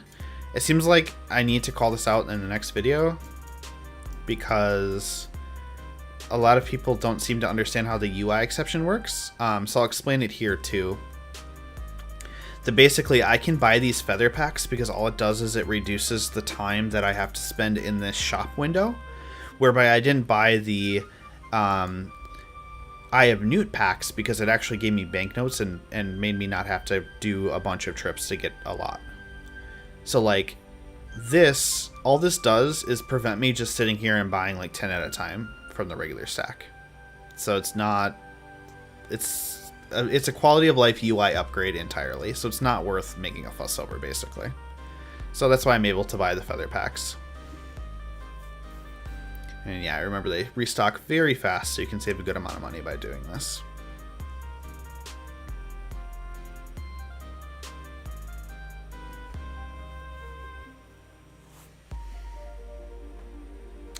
Yep, Wildy is best course until 2006 for sure. Wait, didn't actually Ape Atoll come out before then, though? I thought Ape Atoll was better when it comes out. I thought that came out in late 2005. It might not, though.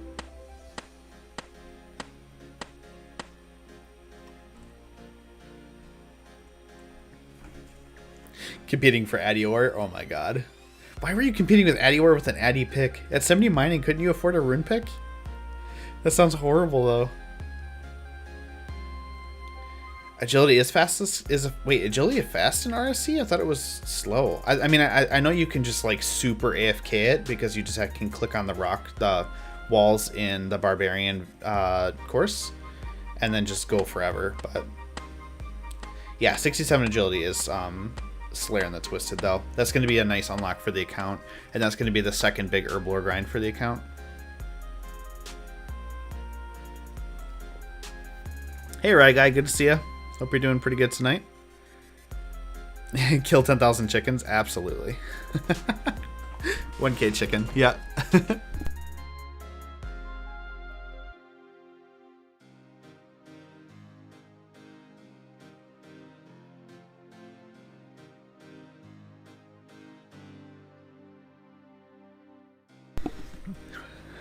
Spent it all on a Mullen sim. Yeah, absolutely. That makes sense.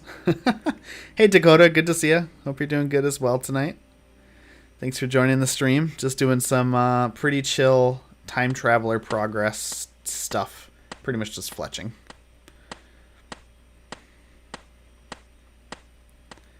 Very, very basic fletching some... Wow. Garrett, how did you get over there, man? What are you doing, man? Very basic buying feathers for headless arrows. I should probably open the packs between. Yeah, that's faster. Halfway there, though. Thankfully 15k is not too many feathers.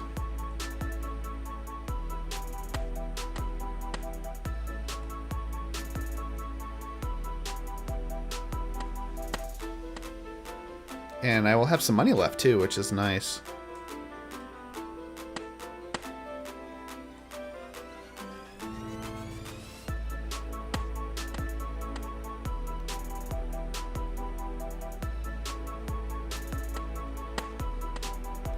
There we go. Monkey Menace, December 2004, Dragon Sim, March. Ah, okay, so the Apatola Agility course didn't exist till 2006. Got it. Yeah, we're going to be there for a while at the Willy course, for sure. Bestiary series. Honestly, that series looks so fun. I want to do it too. But I don't know if I want to do it right now.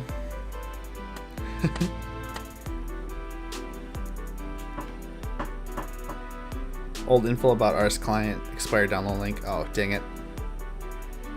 That is incredibly interesting, though. I do like crawling the Wayback Machine for info. I don't know if you guys have heard of the channel, the RuneScape Historian. It's kind of blown up recently, but he does a lot of that kind of web archive crawling and trying to figure out what people were talking about and what things were like at a specific time period. All right. Let's take a quick clip here. All right, there we go. We have acquired the 15k feathers. Nice and easy. Let's go attach them to some arrow shafts.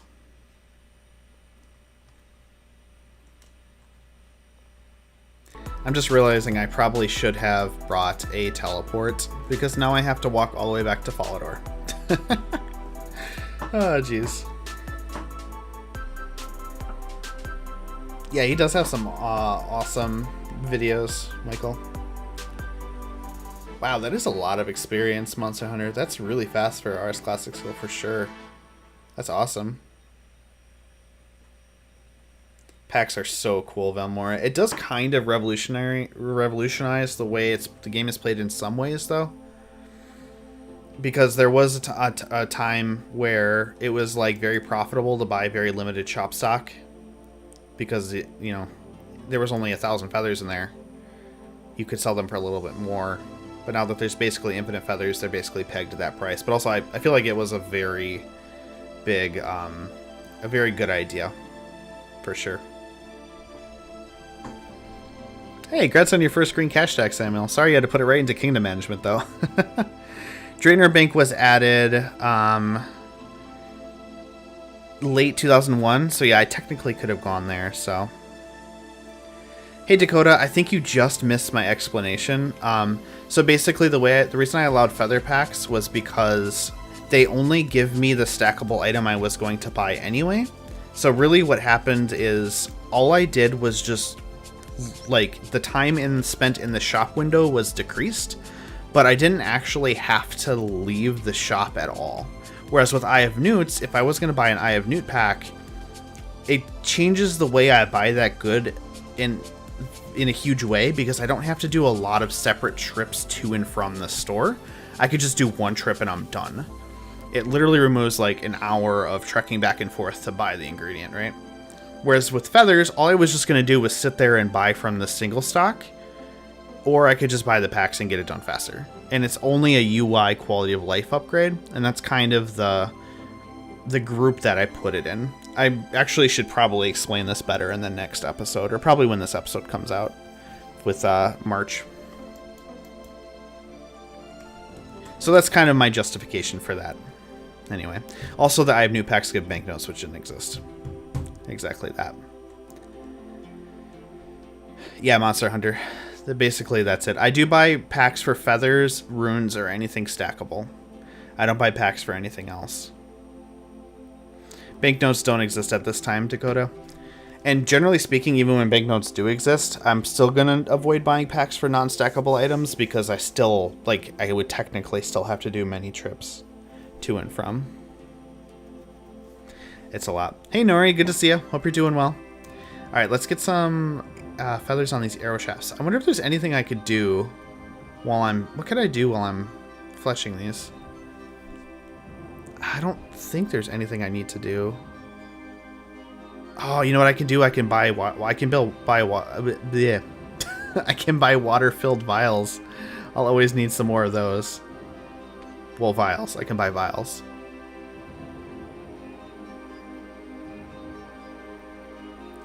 Always need more vials. Shoot, I need my water runes. There we go. So yeah, basically, I can do anything I want while I'm doing these. Like, I can walk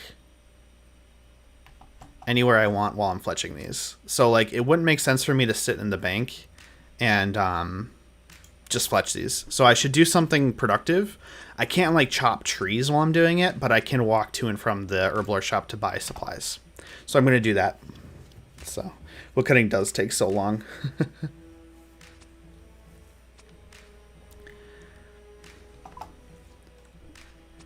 Have to get back into Guild Wars 2? Is Guild Wars 2 still going? That's awesome. Oh, absolutely, Monster Hunter. If the wikis were not as complete as they are, it would be impossible. You get so little information from the update text for each update. It doesn't even help.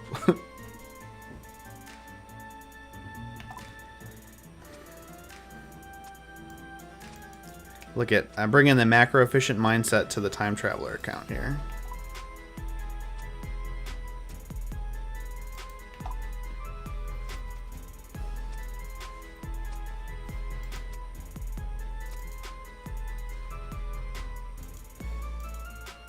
Why are you all the way over here, buddy? I might actually not have enough money to buy a full to buy vials the entire time though, because they're actually kind of expensive. They're like 2 coins each, and then they go up quick. It's very interesting. You're not allowed to be efficient on Time Traveler. I can be efficient where I want, killer. I will do all the seasonal events when they happen, Valmora. Obviously, it's going to be really hard to sync up the holiday event with the actual Time Traveler event. Like when Time Traveler is in October, it might be March or something. So I'll just do it so I have the items on the account. I couldn't do that for Party Hats, obviously, because I started this account in February. I really wish I would have started the account before Christmas and got those items on it real quick. But like I did the holiday or the anniversary event to get this cape because I thought it'd be a cool iconic cape for the series. Let me take a quick clip here.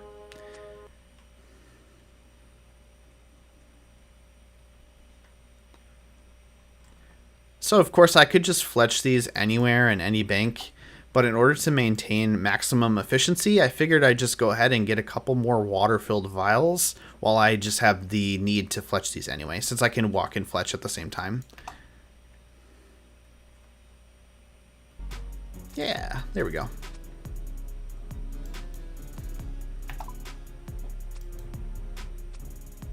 Glass blow them like Killer's other half. I can glass blow them now, actually. And I probably will be. This is actually so annoying. But the glass blowing is going to be kind of complex. It's really interesting. And it all boils down to the fact that there's no range on Intrana in RS Classic. I'm actually going to respect that one because otherwise it would revolutionize the way I'm going to do the glass blowing grind. But because there's no range there, it's going to be interesting. It'll be fun. Yep, I'm definitely going to do the Halloween events for the masks and the scythe, Samuel. Very iconic items, and I definitely want them on the account. Oh, I bet glass is bad. Right now, anyway. But I can't buy the materials from the shops anyway. So it works out.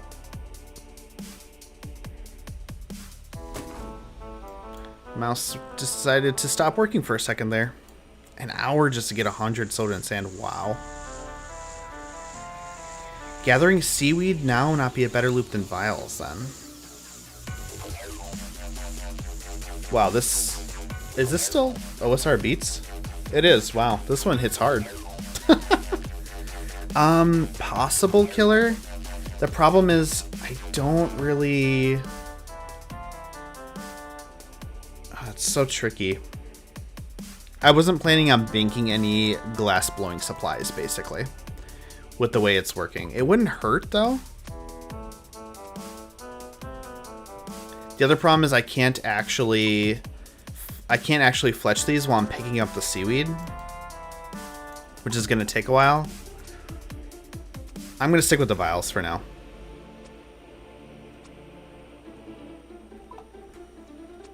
I'm going to stick, yeah, that might be useful. I just don't know how many I would actually get. Charters weren't introduced till like 2006 or 2007, I think. No, Velmar, there is a furnace on Entrana. There is no range. So I need a range or a fire to cook the... I need a range or a fire to cook the seaweed to soda ash. But because there's no range, I need to make fires on Entrana. But there's no axe on Entrana. You can't bring an axe on Entrana. So I'm basically going to have to bring a full inventory of logs and juggle fires and seaweed and stuff. It's going to be kind of fun. We'll see. Yeah, that was some hard-hitting music for sure. I haven't seen Novolife's old site in a long time, Monster Hunter, but I definitely know of it, and it's so cool, and I am going to reference it a lot when I hit that point of the account. It's a very, very good artifact for this game's history. Some people have done a No Shops Ironman Shaman. It definitely looks possible, just extremely hard. Just think about how many grinds are accelerated by buying stuff from shops in a regular Ironman route right now.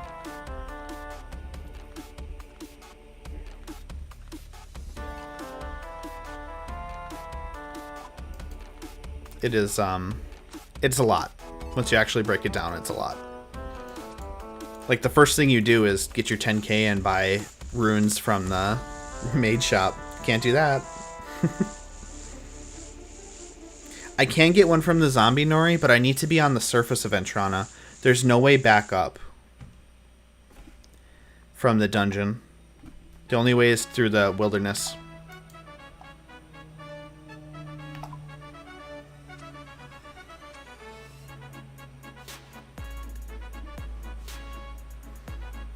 Can you use a seaweed on a furnace? I don't think you can. If so, that's gonna break the whole interesting part. Yeah, I used to make my own runes too, honestly. I did my first 55 magic grind with my own runes crafted with my own hands.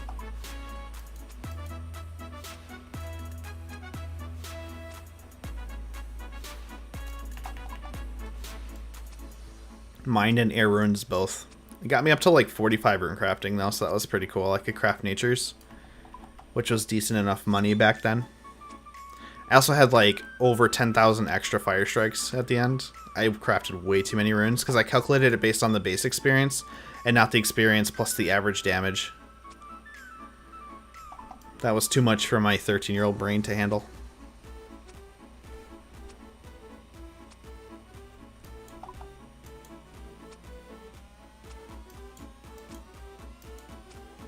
It's so cool that they made an animation for attaching feathers and they made it compatible with walking. It's a nice touch. I hated going to make the runes.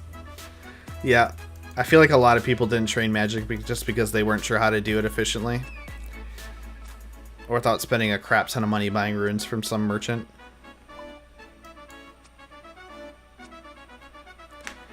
Was magic 2 times of... Wow, see, I didn't know that either.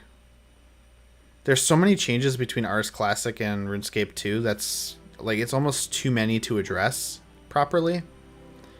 And that makes sense. But also, the other problem, Monster Hunter, is when you failed to cast a spell, you could literally fail to cast a spell, and when you failed to cast a spell, you couldn't cast again for 20 seconds, and that included teleports. So honestly, I'm not too mad about losing out on experience, because it hasn't been too bad, and in exchange, I don't have to deal with that.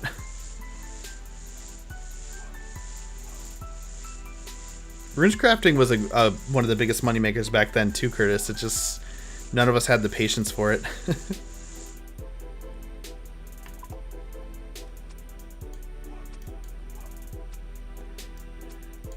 Yeah, RuneScape Classic runes were really hard to come by.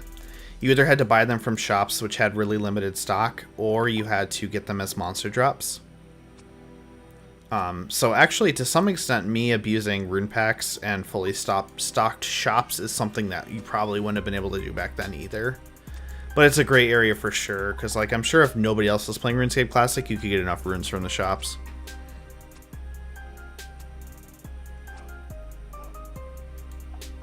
It was definitely a lot of XP though. There was a lot of concern about runecrafting making magic too easy.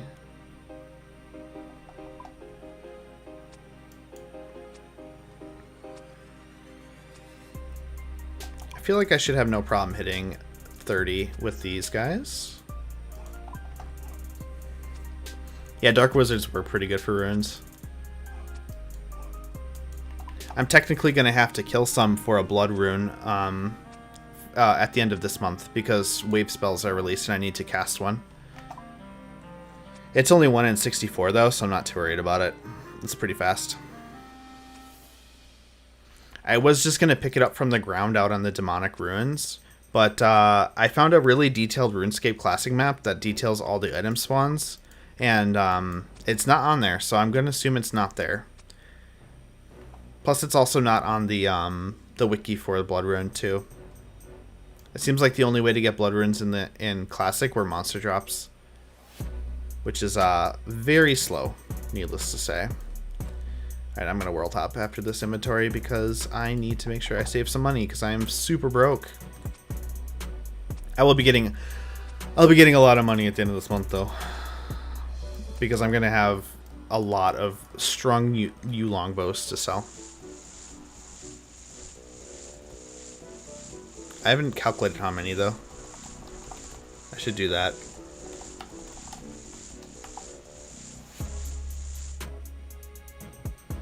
I want to go straight from 70 to 80 on yew longbows.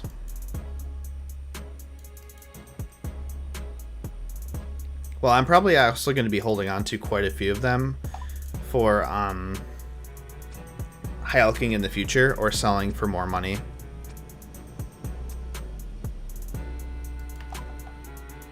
Because it's going to be really slow to sell them to the archery shop. And I'm not going to want to do it all at once. Alright, let's see. How many is this? Yew longbow, fully strung.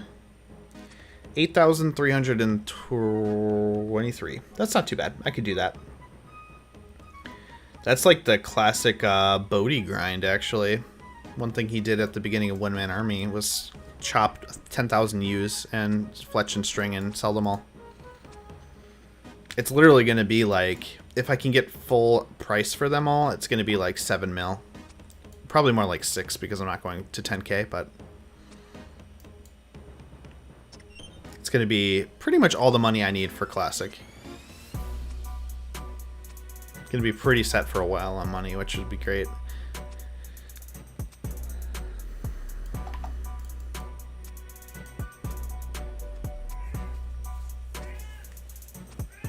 There are a lot of resources on finding info. It's great.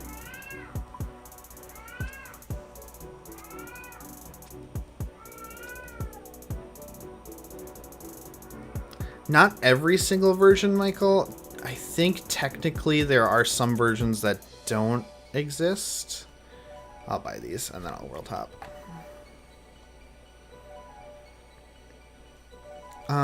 They might have it all actually, because they've got 2005, 2006.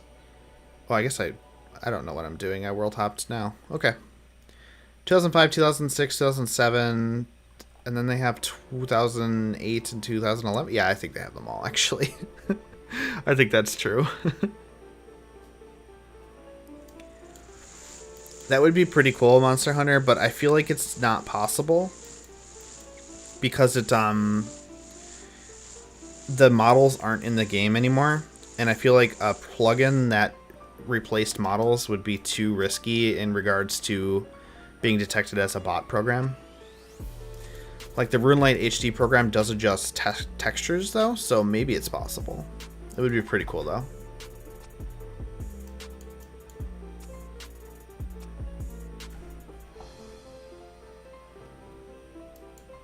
Hey.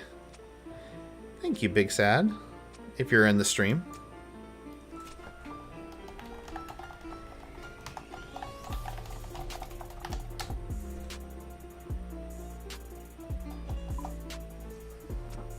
Can never tell when someone's in the stream or not when they ping me in game while I'm streaming. Oh, that's a good point, Shaman. They might be in the game. Maybe not the animations, though. Because those are like statues, so it's possible. I also don't think any other plugin has done model swapping at all yet, so that might... I'm not sure if that's a thing that can be done. Definitely some more people smarter than me need to look into it. Wait, you can fight them? Oh no, I totally missed that. That's pretty cool. It might be possible then.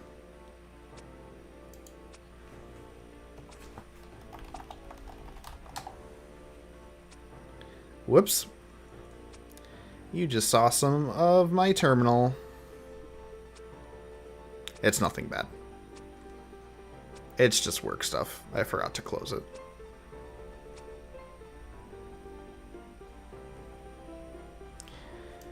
Alright, I think I'm going to stream for about 15 more minutes or so, and then we'll call it a night.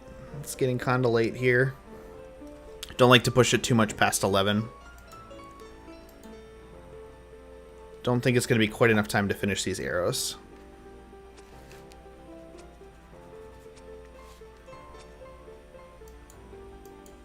Mudkip almost sabbed to KBD. I totally missed that. That's interesting. Yeah, it's not a thing. It's not a problem. And that's the problem I'm seeing too, Ian, as the other ones adjusted models. Granted, they were ones that they added their own models. They didn't just use ones that were in the cache. That's a big difference for sure. But no other RuneLite plugin so far has adjusted models in-game. So that might be tricky. I also know after the RuneLite HD fuss, it's obvious Jagex has like a stake in wanting to make the game look consistent across everyone, probably for like content creators and stuff, so that everyone knows that the game is the actual game and not a private server.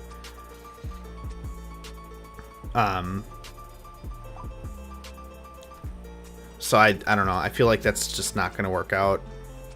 It would be really cool if we could, though.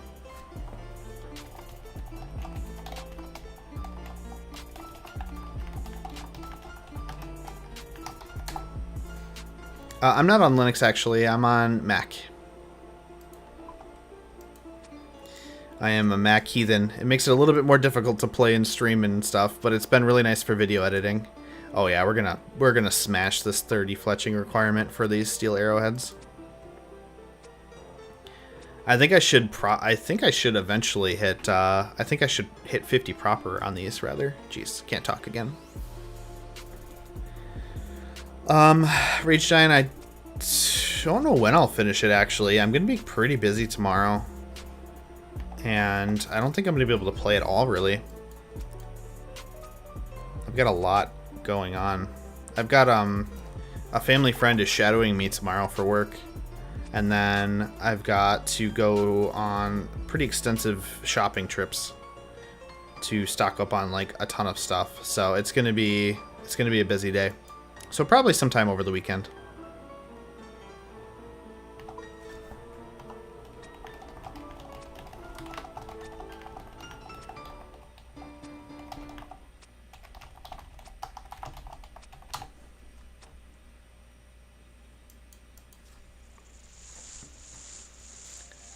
Ten more redwood logs. Sounds good. I am also getting quite tired. Definitely appreciate you all coming out to hang out tonight, though. And I appreciate those who decided to make the jump on board to become a member. I am so appreciative. Really appreciate the support there for sure.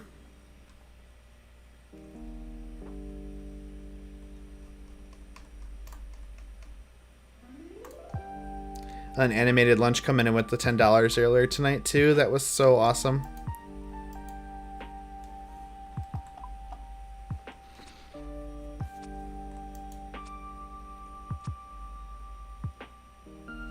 What level are you going for, Shaman? That you need redwood logs for?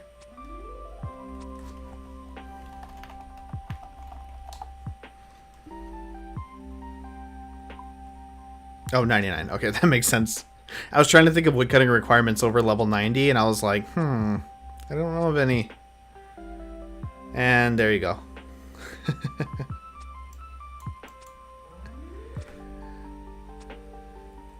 Yeah, I appreciate you jumping in too, Velmore. It was good to chat with you. I do stream every Thursday night as well around this time. So you can look forward to that for sure.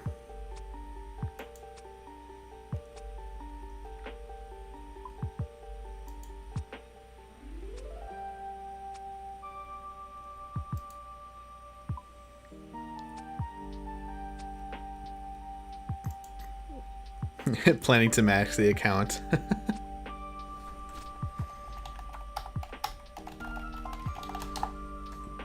That is an interesting question. I guess I'll have to, right? For Maxcape, whenever Maxcape comes out. I guess we'll have to see where the account is then. It's possible that it's too far away that it would be an EGE. I haven't even brainstormed that far.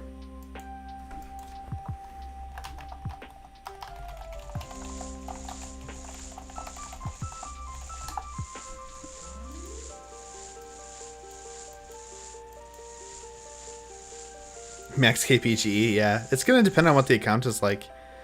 Cause like I'm sure I'll probably be in the up 80s to 90s in all skills, but that might probably be, that would still probably be like a good 300-400 hours away from maxing, especially as an Ironman. So that would probably be an EGE actually. We'll have to see what happens though.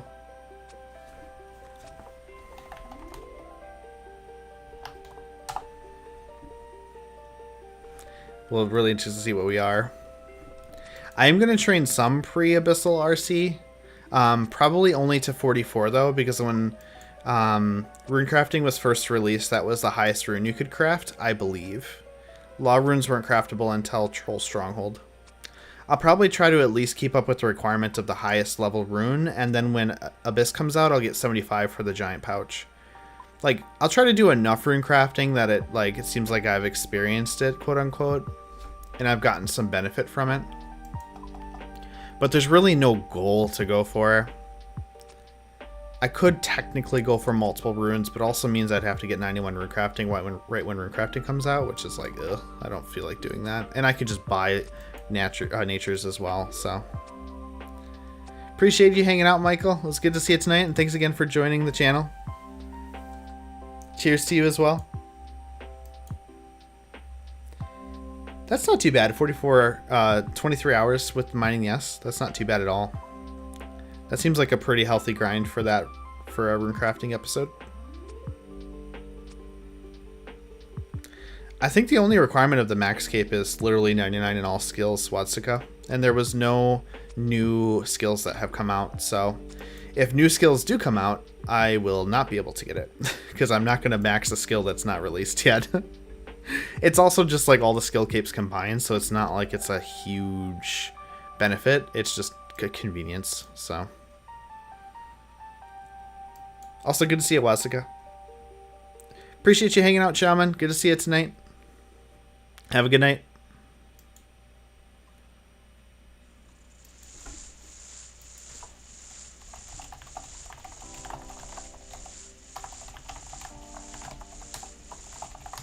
Jeez, this guy lost his max main.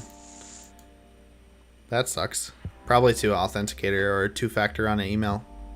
That happens sometimes. Yeah, I'll definitely. That seems like a pretty healthy goal. Like 44 runecrafting at release of runecrafting, and then 54 when Law Talisman comes out, 65 when Death Runes come out, Death Rune Crafting comes out. And then, well, actually, I'll do 75 before Death Rune Crafting comes out, because the Abyss comes out first, I think. And with the Abyss, it will be pretty fast, hopefully.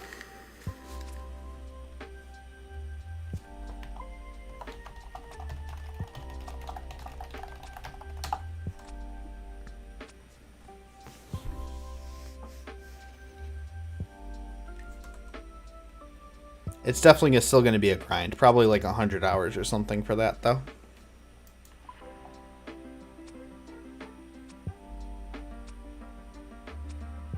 Oh man, I totally miscalculated this. This gives 15 experience each and 30 is only 13.3. It was incredibly obvious that I was going to hit 30. That's so funny.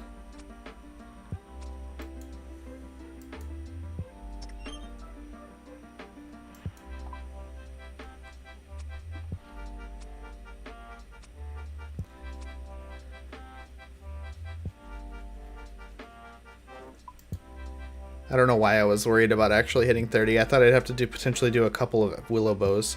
The annoying part is that means that I'm probably going to need to do willow bows anyway because I need 45 wood cutting for maples. But that's okay because that kind of shows that step too. It's important to show every step of the process anyway. Don't want to jump too far, so...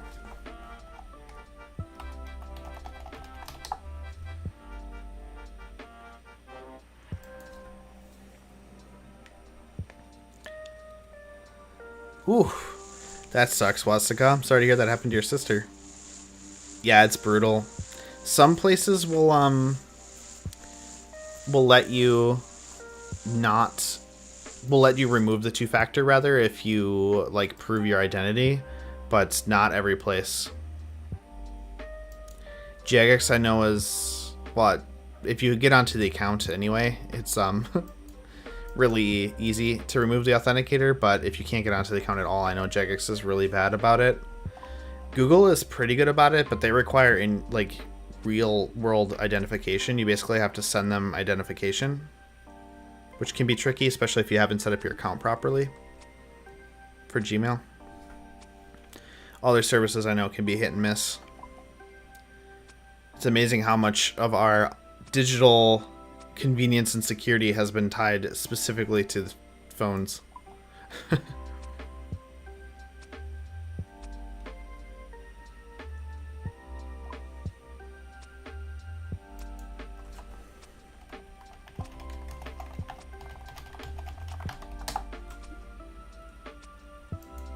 Oh shoot, there's 30 fletching. Dang it. Alright, let me take a clip real quick. I blew right past it, unfortunately, but there is 30 fletching. I was worried for some reason that I wouldn't get this before I finished the headless arrows, because I needed to attach the arrow tips, but we made it just fine. So keep making these and collecting vials.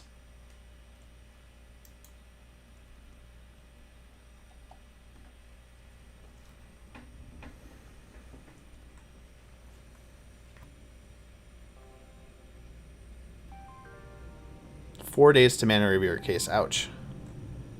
Yeah, that sucks. Save the backup codes. Absolutely.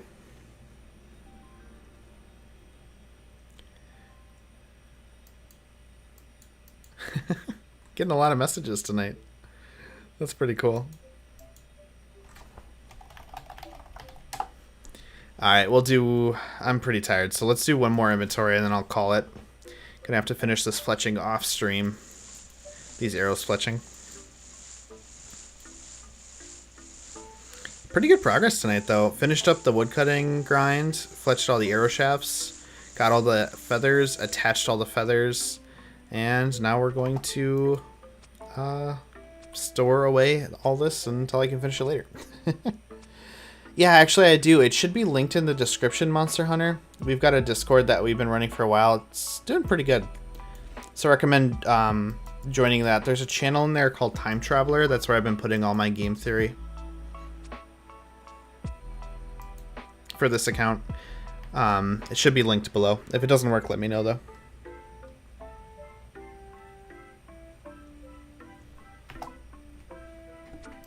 Yeah, Google has pretty good support, but they kind of need it because they're like literally tech overlord level. Sounds good. Look forward to seeing you there, Monster Hunter. There's also an in-game clan if you want to join. It's not a time-limited clan at all. It's just a bunch of people hanging out. But if you were interested, there's that as well.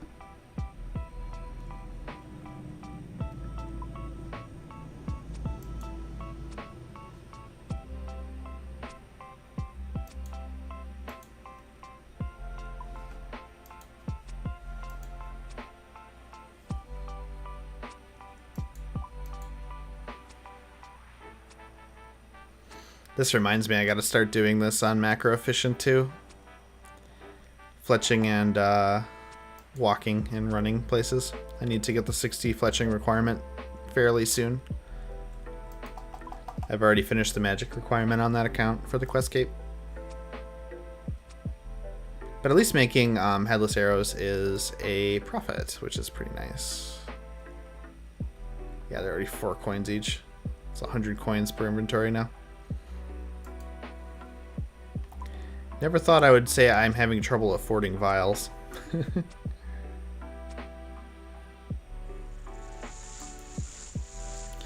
Alright, I think that's where we're going to go ahead and end it as I bank these last vials. Thank you all for hanging out tonight. It was a lot of fun. And thanks again to those who joined up to the channel, which I've launched as of this stream. If you would like some of the benefits of doing that, definitely consider doing it. It helps the channel a lot for sure. Helps me make better content. And it should be a lot of fun. Alright, thanks again for hanging out, everyone. I'm tired. I'm going to go to bed. I hope you do the same if it is a relevant time to do so. Otherwise, have a good day. Appreciate y'all. Catch you later.